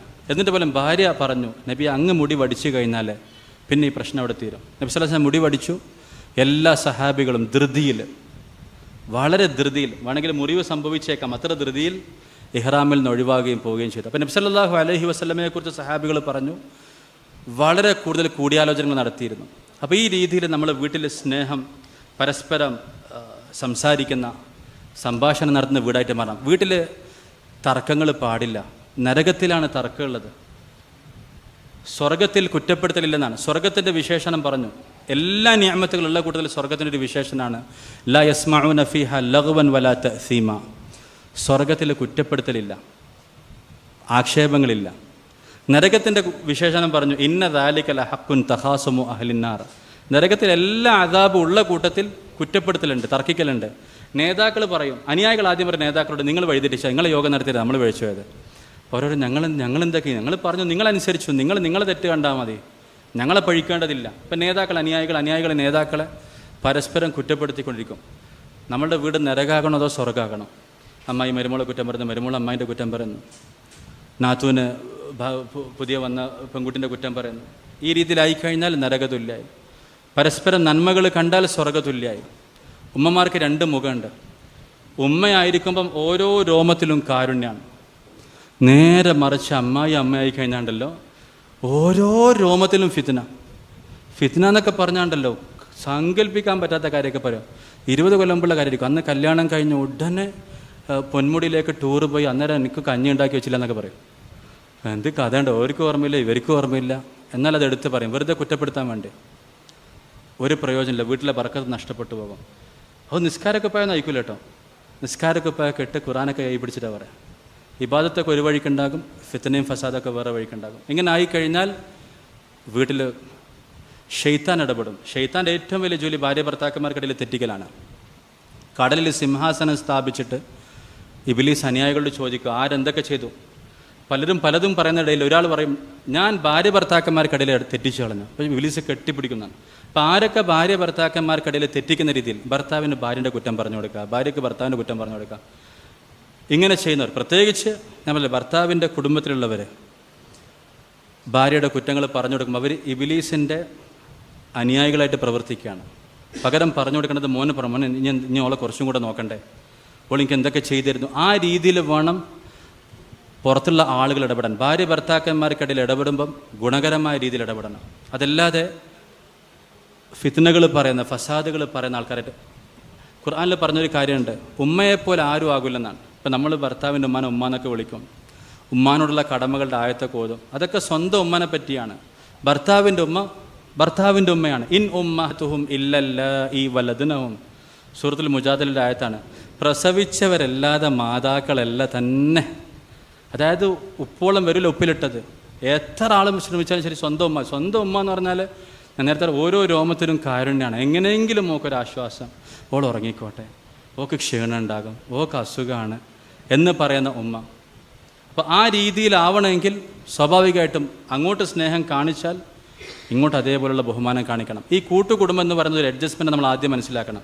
സത്യത്തിൽ അറബികൾക്കിടയിലുള്ള രീതി, ഇസ്ലാമിലൊക്കെ ഉള്ള രീതി, പ്രത്യേകിച്ച് ഇന്ന സ്ഥലത്ത് താമസിക്കണം എന്നില്ല. ഇവർക്ക് തീരുമാനിക്കാം, ഭാര്യൻ്റെ വീട്ടിലോ ഭർത്താവിൻ്റെ വീട്ടിലോ രണ്ടുപേരും കൂടെ വേറെയോ ഒക്കെ താമസിക്കാം. ഭർത്താവിൻ്റെ കടമയാണ്, അതെല്ലാവരും മനസ്സിലാക്കേണ്ട സംഗതിയാണ്. ഒരു കുട്ടി കല്യാണം കഴിക്കുമ്പം സ്വതന്ത്രമായ രീതിയിലൊരു കിച്ചൺ, ഒരു റൂം വേണമെന്ന് ഭാര്യ ആഗ്രഹിക്കുന്നെങ്കിൽ, ഞാൻ വീട് മാറിപ്പോന്നതിനെ പറ്റിയല്ല ഇവിടെ പറയുന്നത്, ഷെയറിങ് പറ്റൂല എന്ന് ഭാര്യ പറഞ്ഞാൽ ചെയ്തു കൊടുക്കാനുള്ള കടമ ഭർത്താവിനുണ്ട്. അപ്പം അതിന് പകരം ഭർത്താവിൻ്റെ വീട്ടിൽ താമസിക്കുമ്പോൾ അത് അഡ്ജസ്റ്റ്മെൻറ്റ്. ഞാൻ ഇപ്പം എന്തിനറിയോ, താമസിക്കാണ്ടിരിക്കാൻ വേണ്ടിയല്ല പറയുന്നത്, അഡ്ജസ്റ്റ്മെൻ്റ് ആണെന്ന് തിരിച്ചറിവുണ്ടാകുമ്പോൾ നമുക്ക് അങ്ങോട്ടും ഇങ്ങോട്ടൊക്കെ ഗുണങ്ങൾ കാണൽ എളുപ്പമായി മാറും. നേരെ മറിച്ച് ഇതിത്രയേ അവകാശമുള്ളൂ, ഇതൊക്കെ ചെയ്യേണ്ടതാണ്, അനിയൻ്റെ ഡ്രസ്സ് അലക്കേണ്ടതും 6 അതിഥികൾ വന്നാൽ 6 അതിഥികൾക്ക് ഭക്ഷണം ഉണ്ടാക്കേണ്ടതൊക്കെ ഈ മരുമകളുടെ കടമയാണ് നമ്മൾ അറിയാതെ തെറ്റിദ്ധരിച്ച് കഴിഞ്ഞാൽ പിന്നെ നമുക്ക് ചെയ്യുന്നതിൽ കുറ്റം കാണും, ചെയ്യുന്നതിൽ തെറ്റുകൾ കാണാം. നേരെ മറിച്ച് ഇത് സ്വകാര്യമായിട്ടൊരു ഫ്ലാറ്റ് വാങ്ങി പോകേണ്ടതാണ്, ഇവിടെ എന്തോ ഭാഗ്യത്തിന് നിൽക്കുന്നതാണെന്ന് മനസ്സിലാക്കി കഴിഞ്ഞാൽ പിന്നെ നമുക്ക് അവരുടെ പ്രയാസങ്ങളും അവരുടെ കാര്യങ്ങളൊക്കെ മനസ്സിലാക്കാനും സഹകരിച്ച് മുമ്പോട്ട് പോകാൻ എളുപ്പമായിരിക്കും. അപ്പോൾ കുടുംബത്തിൽ ദീൻ ഉണ്ടാകണമെങ്കിൽ സ്നേഹം ഉണ്ടാകണം. സ്നേഹമില്ലാത്ത സ്ഥലത്ത് ദീനില്ല. പരസ്പരം കുറ്റം പറയുന്ന സ്ഥലത്ത് ദീനില്ല. കുറ്റം പറഞ്ഞാൽ ശൈത്താൻ വരും, അള്ളാഹുവിൻ്റെ സഹായം നഷ്ടപ്പെട്ടു പോകും.